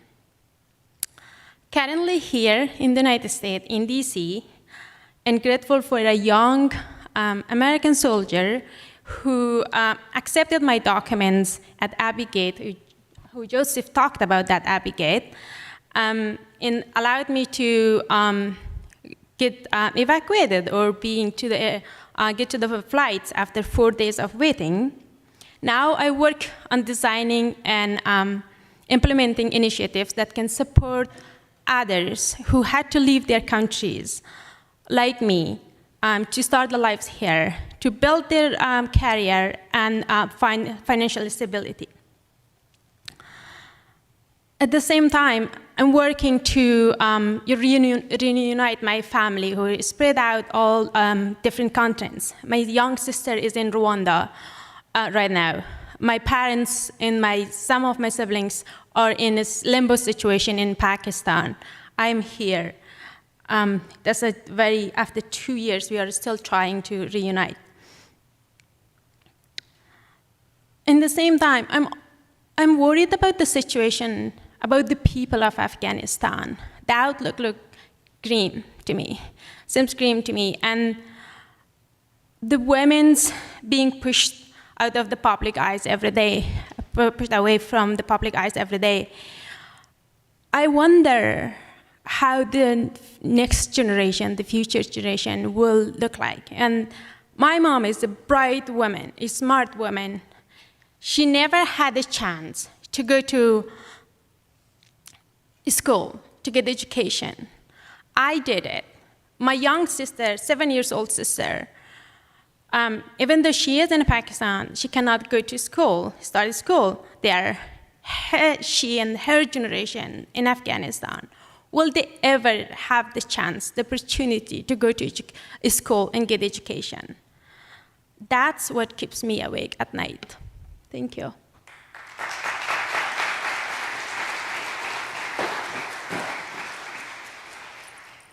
So here we are. We've heard from 5 powerful speakers, and we've spanned the time from 9/11, 2001, to the end of August 2021. Those years inextricably intertwined the US and Afghanistan. And we know what that story looked like. What we don't know is what the story looks like going forward in the future. So let's take a 3-minute break, and we'll come back for Act 3, A Hopeful Afghanistan.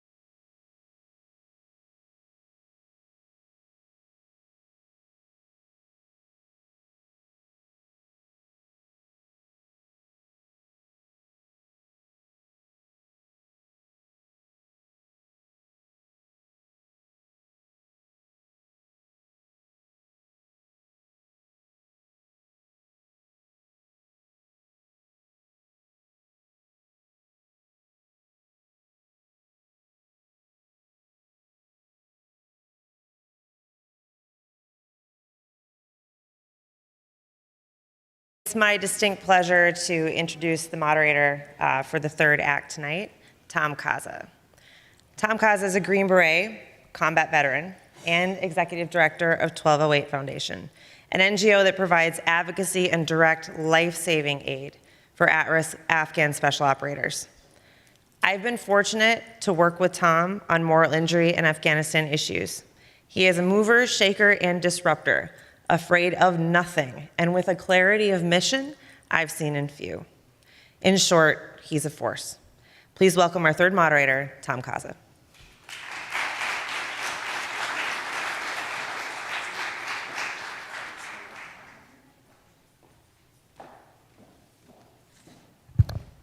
Hello again. So I think a lot of us here can kind of really feel when I say, as a veteran of Afghanistan, we all want the last 20 years of war to actually mean something. The thing is, what really remains? What scrap of hope is there to actually cling to now that everything has apparently vanished? Women and girls once again live under medieval conditions. Military and government are wrecked. Perfect timing. And the government that the U.S. put so much effort into building in its own image has thoroughly dissolved. More egregious, however, is that for all appearances, the sacrifice paid by the 70,000 Afghan soldiers who, like Jack mentioned, fought tooth and nail on behalf of their country, the 6,000 Americans, the 1,100 allied coalition partners, and the untold number of Afghan civilians seems to have been for naught. And not just for naught, but enforced by the narratives perpetrated by the current administration. I understand that this thorough and seemingly impenetrable dejection, hopelessness, and I've felt it many times. I know many in this room have as well. However, I disagree. It's not all hopeless. There is still one glimmer of hope remaining, one more ember that still smolders, or as Ambassador Neumann says, one more seed left. After 20 years of war, there's still one scrap of meaning that still remains, the younger generation of Afghan leaders.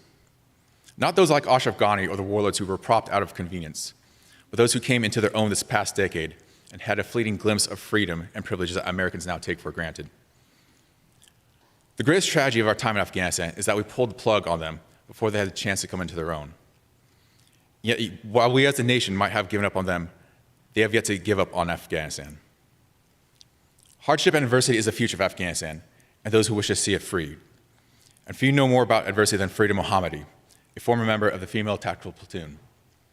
The FTPs were stood up in 2011, modeled after the U.S. cultural support teams.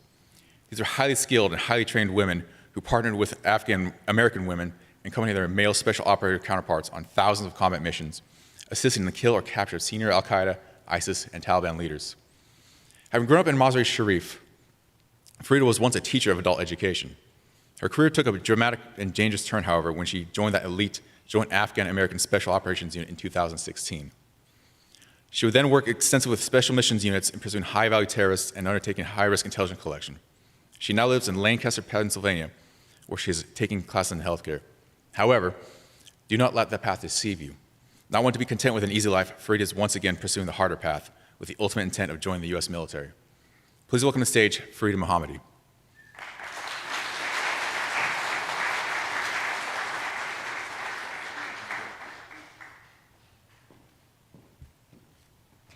Hello and good evening, everyone.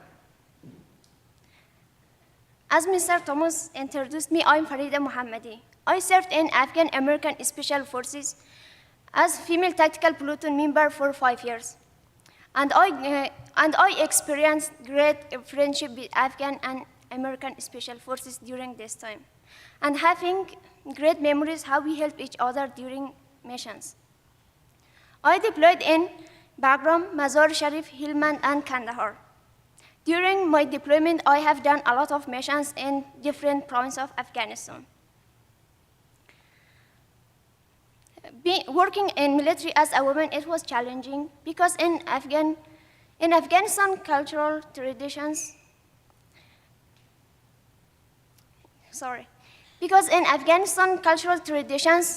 often present challenge to women who pursue education and military career. But I never gave up because I wanted someone I wanted to be someone useful in my country, someone who could help build into something better. I and others like me, we served we risked our life every day for the hope that we had to Afghanistan could become something better. Place of safety, freedom, peace, and most of all, unity.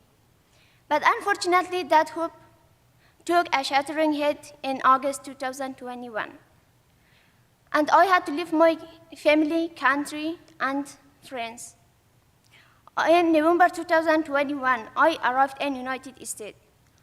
I started a life full of depression. Past 2 years was the worst time in my life. Being far away from my family and country, it was very difficult for me. Despite all, still I have hope for Afghanistan. Many say it's hopeless, but I choose to continue believe into and build it something better.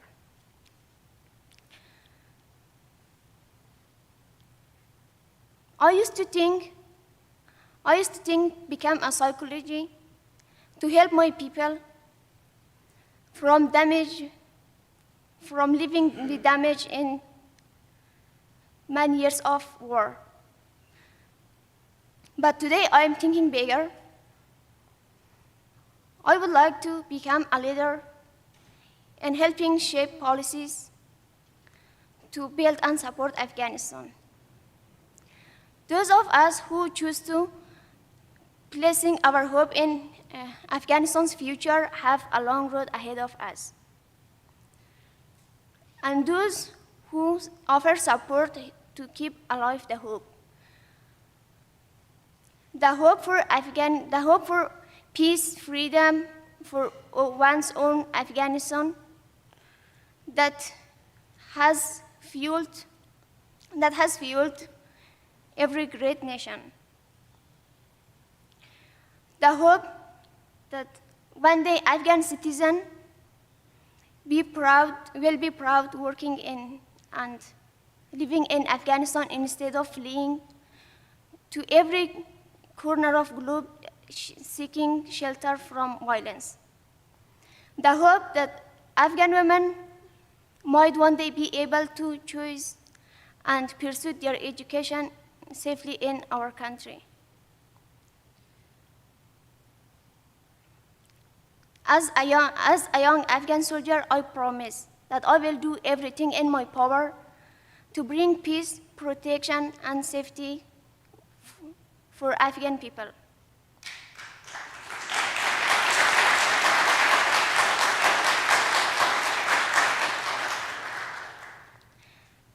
And I will do anything to make this hope reality. Thank you so much.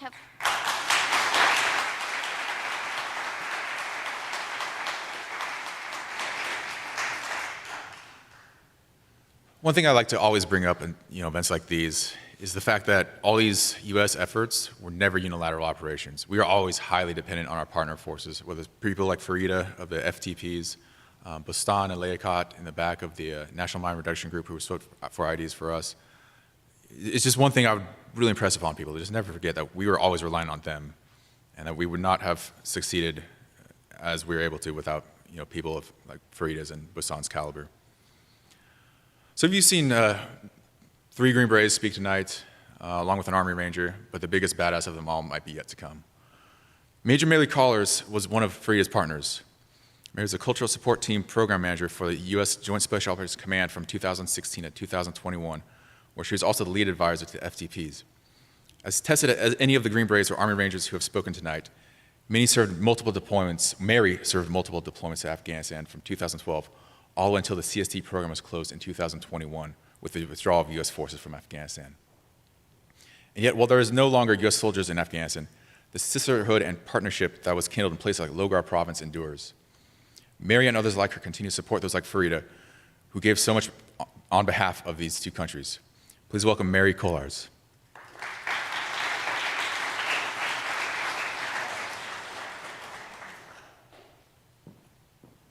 Hello, I'm Mary. I'm so honored to follow Farida I had the absolute honor of my lifetime to serve side by side with the women of the female tactical platoon.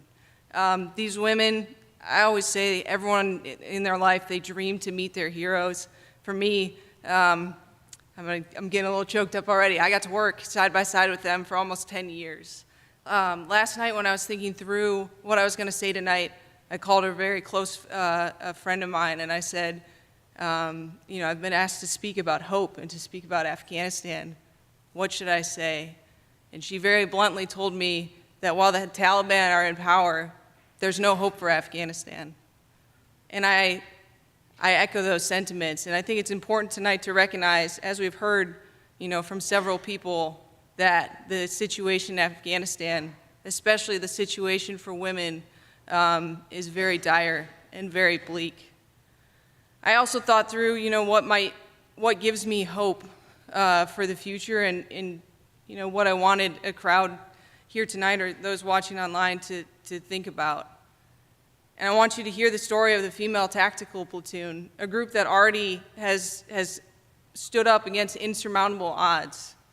It was difficult for our U.S. service members, for our cultural support team members to stand up for the first time and serve alongside men in special operations forces, Green Berets and Rangers, many of whom have been our biggest champions and allies here tonight, and some who frankly didn't want us in their space. That pales in comparison to what the women of the female tactical platoon endured every single day. These women faced danger coming to work every day. They couldn't tell their families what they were doing, that they were soldiers, not just because it was dangerous to be a soldier in Afghanistan, but because the cultural implications, what it meant to be a female serving in the military, what their families might think of them. And I watched day after day as these women came to work wearing, they would come in wearing high heels, scarves dressed to the nines, and then they would quickly, as you've seen how little but fierce Farida is, they would quickly transition from a civilian that could fit into any space in Afghanistan into these fierce warriors. So when I think about Afghanistan and what gives me hope, it's knowing that these women exist, that they're out there, and they're not done yet. They've told me time and time again. I've got a close friend that wants to start an orphanage in Kabul. I've got another close friend from the platoon that wants to become a police officer in Texas. Their mission isn't done yet. They've got a vast support system, and they've still got their hands on in Afghanistan. I think there's a common theme through all the speakers that I've heard that I really love. And it's that Afghanistan has this unique way to kind of steal your heart, to make in ways that you'd never ever expect. I know for me, Afghanistan has completely and totally stolen my heart in more beautiful ways than I can ever imagine. I sympathize with the people that are there now. I hope we can find ways to help them. I hope we can find ways to bring media attention back towards their plight. But I know the women of the female tactical platoon, they're not done yet. Their future is just beginning, and I'm excited for what's to come, for what they do in Afghanistan and what they do here. Thank you.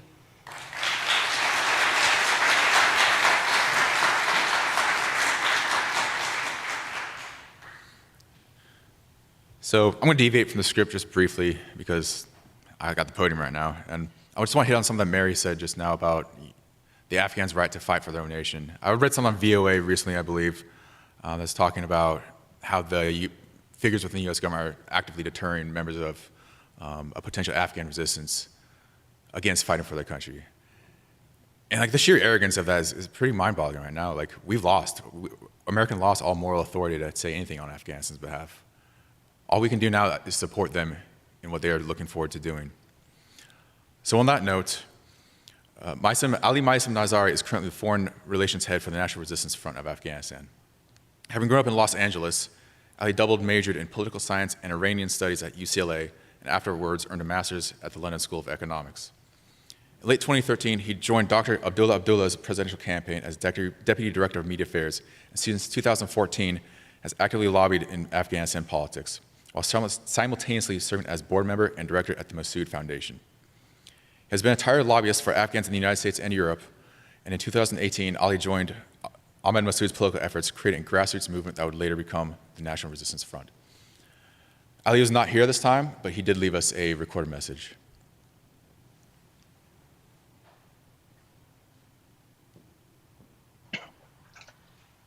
Ladies and gentlemen, as we gather here today for the second anniversary of the fall of Afghanistan's republic and the withdrawal of NATO, we must face a bitter reality.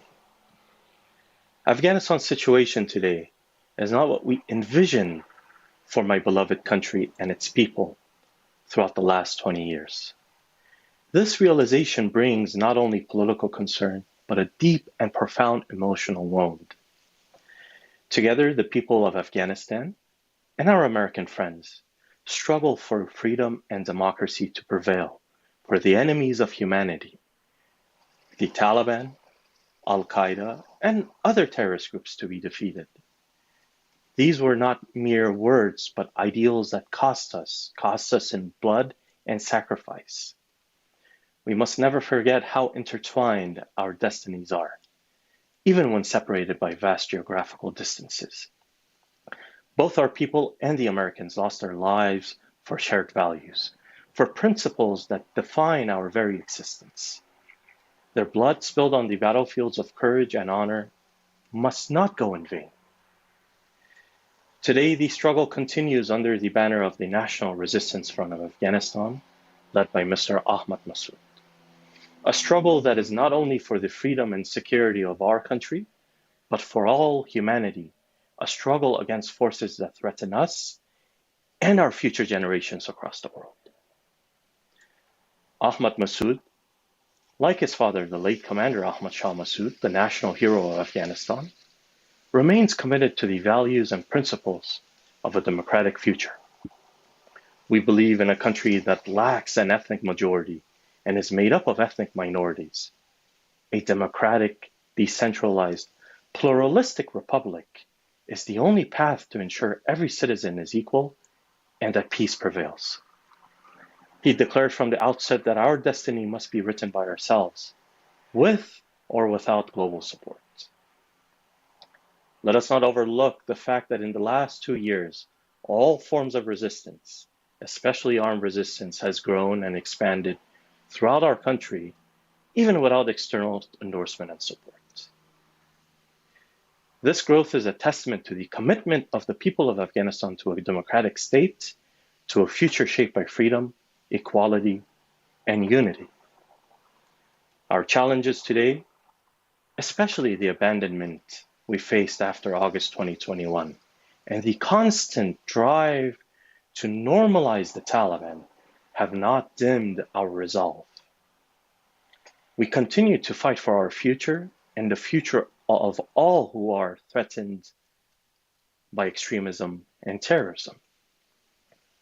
Each of our freedom fighters, the likes of Colonel Khalid Amiri, Munib Amiri, Bariolai Sangin, and thousands within the NRF, fought alongside American and NATO veterans. They had the choice to abandon this fight, yet they stood firm and continued the struggle for freedom. Their fight impacts not only ordinary people in Afghanistan, but Americans as well. Terrorism is stronger today, even stronger than 2001. And this resistance is our only option to safeguard our security and values in the years to come. We still have an opportunity to strengthen our pursuit for a better world, free of terrorism and extremism. Let us not squander this chance. Let us seize this opportunity to prevent the end of American and Afghanistan's friendship. Together, we can keep the bond stronger and allow our people to prevail in this common struggle. Thank you very much.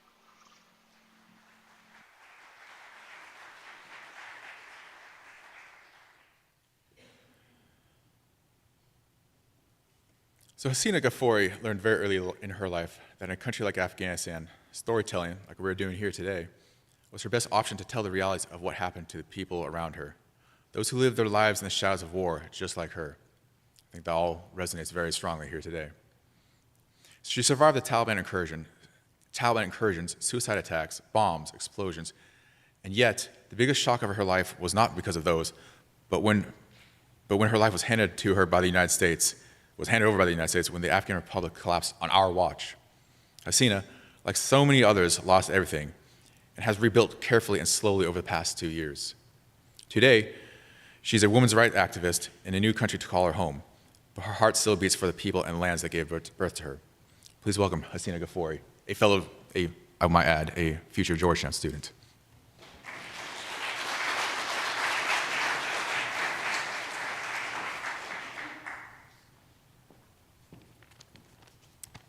Hello, everyone. Good evening. Thank you, Tom. As Tom mentioned, storytelling is something that I use to say the truth and the story, what happened in Afghanistan and how it changed my life. Today, I stand before you with a heavy heart and determined soul. I share my story as an Afghan girl who was forced by the Taliban to leave behind her family, homeland, and dreams.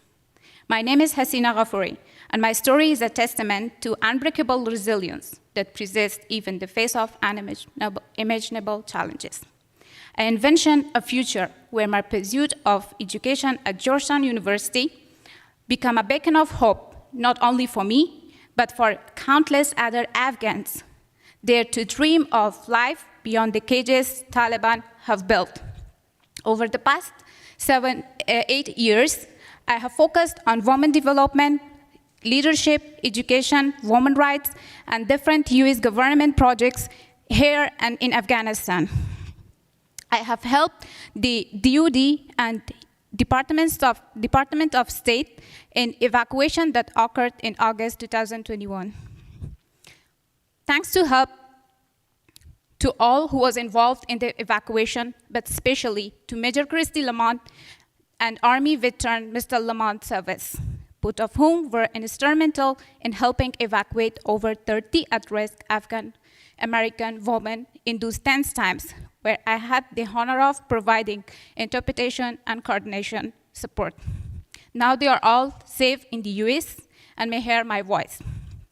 I'm happy to share that those girls are going to the school and those women are working and have their freedom. As a woman in a country where women not allowed to work and get education, I faced many challenges and risks. Those challenges and risks made me the person I am today. The challenges that Afghan women faced, the risk of being harassed on the street, risk of being kidnapped, or risk of being defamed as the woman worked outside in a culture and religious norms. The situation of Afghan women encouraged me to do more for them. The belief I had on the power of the Afghan woman encouraged me to do more for them. I would like to share a life story that I had from past year. When I first arrived to the US in September 2021, I spent 2.5 months in a Fort Pickett military base with hundreds of other Afghan immigrants. Out of all, I found a girl who had no one in her life. A girl whose parents has passed away when she was a kid. A girl, yet another Afghan girl whose brothers forced her to marry someone that she didn't want. Like all the other Afghan girls, but different from them. She stood for her rights and she rejected. But when she rejected and stood for her rights, she was left alone on the street by her brothers. She had no place to go. But luckily, she got evacuated to the US. And she is in the US now. We both have same name, but different stories. I used to call her by her first name, Bibi. When I talked to Bibi, it was impossible for me not to assist her. I invited her to join me, and we will work together to change her life. I promised her we will work together, and she will have a better future. As I heard people called America the land of opportunities. and I believe it's correct. I believe that you can change the world by having someone stand by you and encourage you in life. As I prepared to departure the base, she got some issues with her paperwork. So I couldn't refuse leaving her in that situation. I stayed with her until we solved the issue and we got her got out of the base together. I want to express my heartfelt gratitude to React DC and especially to Amy Marden, who's between us here tonight, whose valuable assistance facilitated a seamless process when I was resettling in the Northern Virginia. After spending a few days together, one evening I asked Bibi to go to the Safeway, which was just across the street from our apartment. I asked her, we went to the Safeway almost sometimes together, but I asked her to go alone this time, just to give her the feeling that she's independent now in the US. But unexpectedly, she started crying. She was in tears, and she was afraid. She was scared because she was not able to speak English very well. She was scared, and she was thinking if she goes there, she won't be able to find the store, and she won't be able to communicate. It's hard. It's really hard when you come to a country and you don't know the culture and you can't speak the language. But the next morning, I started looking for jobs for her at the same store. I started this because I wanted her to stand on her feet. No job is big or small. It's just you should start from somewhere to get to the place you dream. After a few weeks, I finally found her a part-time cashier job at the Safeway store. It took us 2 more weeks to her to get the contract and start her job. When we just started her job at the first day of her work, she called me and she was crying again. She was very upset, and when I asked why, what happened, she started explaining that the onboarding orientation is really difficult for her and the English is really hard for her, so she can't understand that. But that wasn't something should stop her from working. I went to Safeway and we did the training together. And when we got back to home, I started to explain everything for her in our local language so she can understand it better. But now, after a year and a half, she still works in the same store, but as a manager. She got promoted to manager position a few months ago. She lives her dream life because she had hard work and never lost her hopes. A girl who was never allowed even to ride a bike in Afghanistan is driving her own car now in the US and is living by herself. And my next goal for her is to help her to get admission to the college. The moral of my story is that Afghan women are capable, talented, and determined. They just need a chance and support, not only Bibi. There are thousands of other talented and hardworking girls who never had the opportunity to prove themselves. And if they found one, the Taliban took it from them. Especially now that they have closed the schools and they're not allowing girls to work. They closed the beauty parlors and took away the right of women to make money and put food on the table for their family. That put life of thousands of Afghan women at risk. Today from this stage, I would like to take this opportunity to ask you all and shout out on the international communities to stand with Afghan women and help them, support them. They need your support. In closing, I stand before you as Hasina, hoping to be a symbol of resilience, voice for change, and a dreamer who's ready to forge a new path at Georgetown University. My journey may have burned from hardship, but I carry with me the dream of a brighter future for Afghanistan and for all those who yearn for a life of freedom, dignity, and opportunity. Thank you all.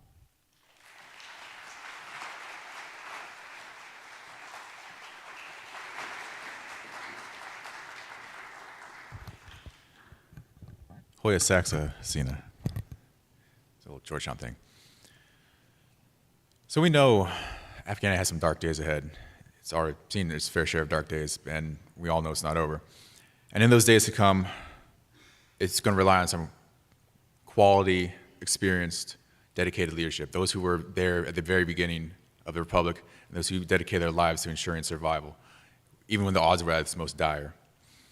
One of the first homegrown generals to have come of age in post-9/11 Afghanistan, Brigadier General Khoshal Sadat, is a former Deputy Minister of the Interior and Chief of Police, along with being the Deputy Minister for Intelligence at one point. A true self-starter who began his career as an enlisted soldier of all things, which is in the U.S. military is hard enough, let alone the Afghan military. He's a graduate of the Royal Military Academy at Sandhurst, the U.S. Army Ranger School, and the U.S. Army Command and Staff College. He has commanded Afghan Special Missions units from the platoon to regimental levels, and in these roles, he faced off countless times against high-profile attackers originating from ISIS and the Haqqani network. Most importantly, however, General Sadat is one of the principal Afghan leaders dedicated to charting a new course for Afghanistan. Please welcome to the stage General Khoshal Sadat.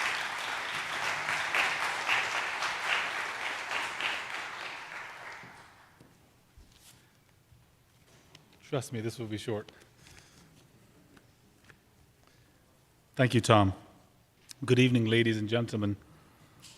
First of all, I would like to thank all of you for being here and the service members for their sacrifice, devotion, and partnership with us in the past 2 decades of war against global terrorism. Thank you, veterans and citizens, for standing with us in those dark days. We will remember you and cherish your friendship for the rest of our lives. I would like to start to share a personal story of how and why our partnership made the world a safer place. During a joint US-Afghan special operation, General Sami Sadat, who is here, recruited a leader of a terrorist network group from Pakistan. We'll call the leader Mati. At that time, I was part of that task force as well. We were focused on finding and finishing al-Qaeda operatives. Our American partners warned us of dangers of meeting that individual. After calculating risks and rewards, we decided to meet Mati. This wasn't a simple walk in the park.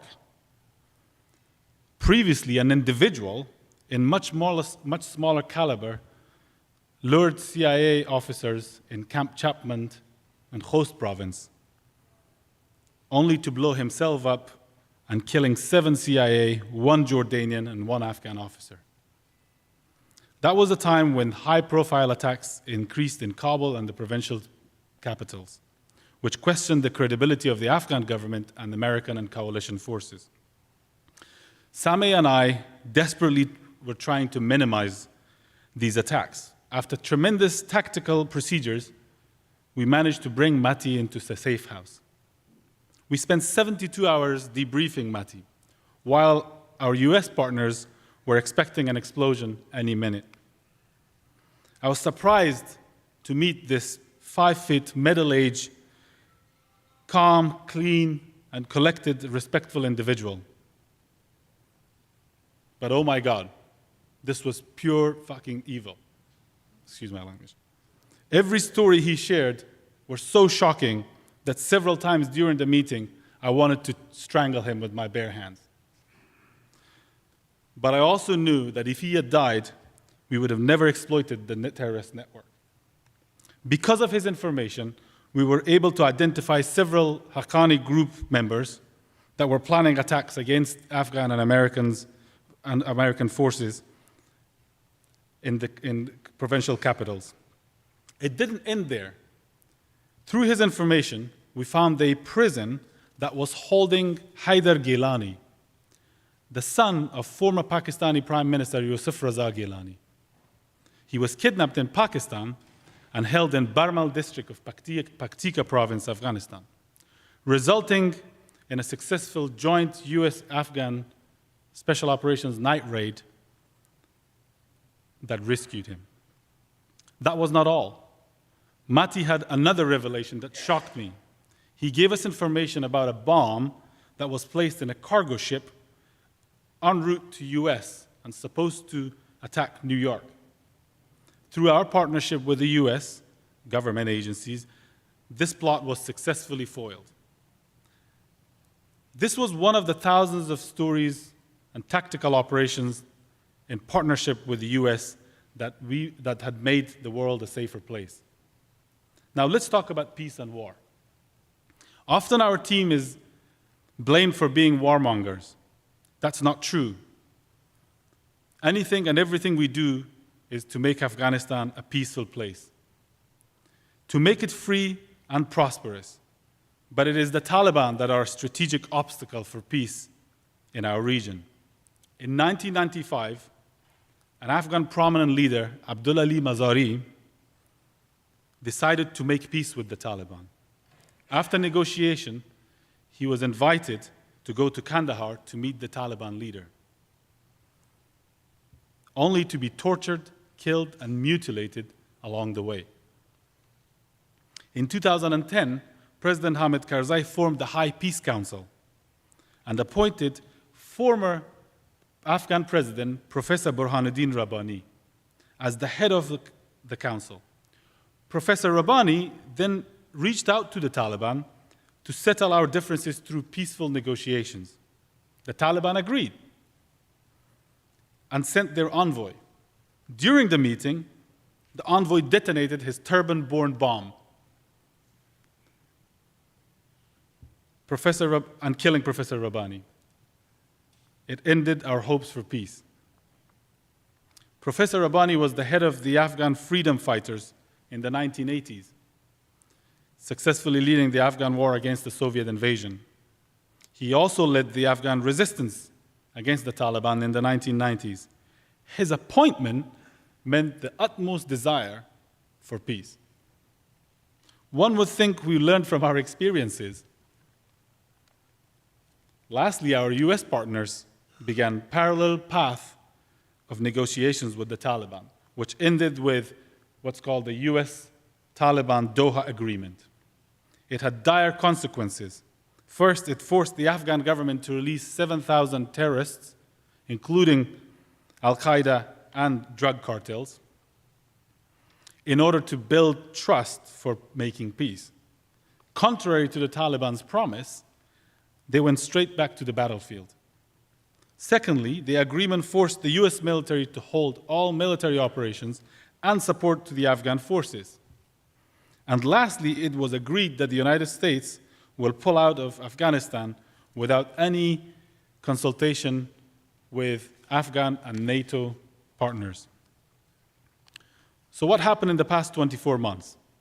Besides moral injuries and loss of our country, 6 million Afghans left their homes. 22 million are sleeping hungry, including 6 million children facing malnutrition. 50% of our population inside Afghanistan, which are women, aren't allowed to work, study, or travel. Some of you might think Afghanistan is a poor country. That's not correct. We are one of the richest countries in the world. Where are the riches going? They are being exploited by China. I will give you a few examples. Taliban and China agreed on $10 billion contract on lithium, $4 billion copper, $1 billion on oil, etc., totaling approximately $20 billion contracts to date. Where is the revenue going? Certainly not to my people. And what do you think China is doing with these minerals? They're using these rare earth metals and minerals to be used for building satellites, missiles, and other technologies to compete against the United States. There's another phenomenon that happened in the world. There are a number of coups in Africa. 3 of them are direct consequences of global terrorism that forced democratic governments to step down and their militaries to take over. These countries are Mali, Burkina Faso, and Niger. You might question, what is the correlation between Africa and Afghanistan's situation? With the presence of Taliban and return of Al-Qaeda to Afghanistan, the terror organizations throughout the world got the inspiration and direction to take over their own respective countries. The increased violence of the Al-Qaeda affiliated groups have caused coups against democratically elected governments. That's not the end of the story. These militaries have invited Russian mercenary Wagner groups to partner with them against the extremism, thus challenging the influence of Western countries in Africa. Unfortunately, this trend will continue. Looking into the future, we must come to the realization that the story of our two nations, we must unite again, we must see beyond party politics in Washington, and only we can solve this problem. Proven record, we have done this in the past. It was not the lack of sacrifice and bravery of Afghan and American soldiers. It was the negligence and self-entitled interests of elites in Kabul and Washington that brought us this misery. As difficult it may be, we must see beyond the chaos. I call upon the new generation of Afghans and Americans to sit together again and craft a future that addresses these challenges and safeguards international security, thus safeguarding our respective national interests. General Mulholland, I think he left. I wanted to thank for his service. Also, we have General Yaftali, our former Chief of General Staff, who's here.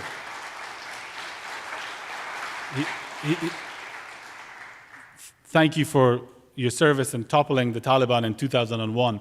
Sami and I promise it will happen again. Thank you very much.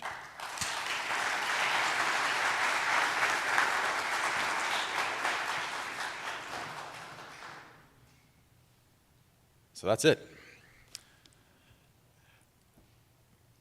Stayed up a little bit late last night, kind of like contemplating how do I want to wrap things up. I decided not to write anything down because I want to kind of get a feel for everything in the room, how people react, how people feel, and what people, envision what's their own vision of the future. So rather than just give you my own interpretation of what I think we should close out on, I'm going to ask for two things. Just one, don't become complacent. Like we've seen that a lot in the past year, especially. People are just worn out. The worst thing that happened in Afghanistan in the past 2 years was, one, the collapse of Kabul, but two is just the complacency that's happened in the past 24 months. It's not over yet. We all know this. We see it day by day with the administration, with some of these comments made, like, how I was right, how there was no chaos at the Kabul airport gates. It's incumbent on people like us, these small subsect of people who still care, to kind of correct these false narratives, these narratives where that the Afghans didn't fight, when in reality they were dying, more of them were dying in a single month than Americans in the entire the war. Or that somehow was, the corruption floored them. Yes, there were corruption issues, but at the same time, we took away their entire support mechanism to actually, have a successful military campaign. So just keep up the fight. Just keep on going. Veterans have an incredible platform, and I promise you that people will listen. And lastly, the final thing about, devoid of politics, devoid of anything else, just look after each other. We all know this has been incredibly trying 2 years. Today was, pretty trying as well, just, dredging up old wounds deliberately even to kind of rip that scab open, to kind of remember what it's been like and remember what we still need to go through. So maintain these tight circles that we have with each other right now. Just keep on pushing, keep on keeping in touch with her, keep on checking on your friends and your buddies, and, we'll see you next year.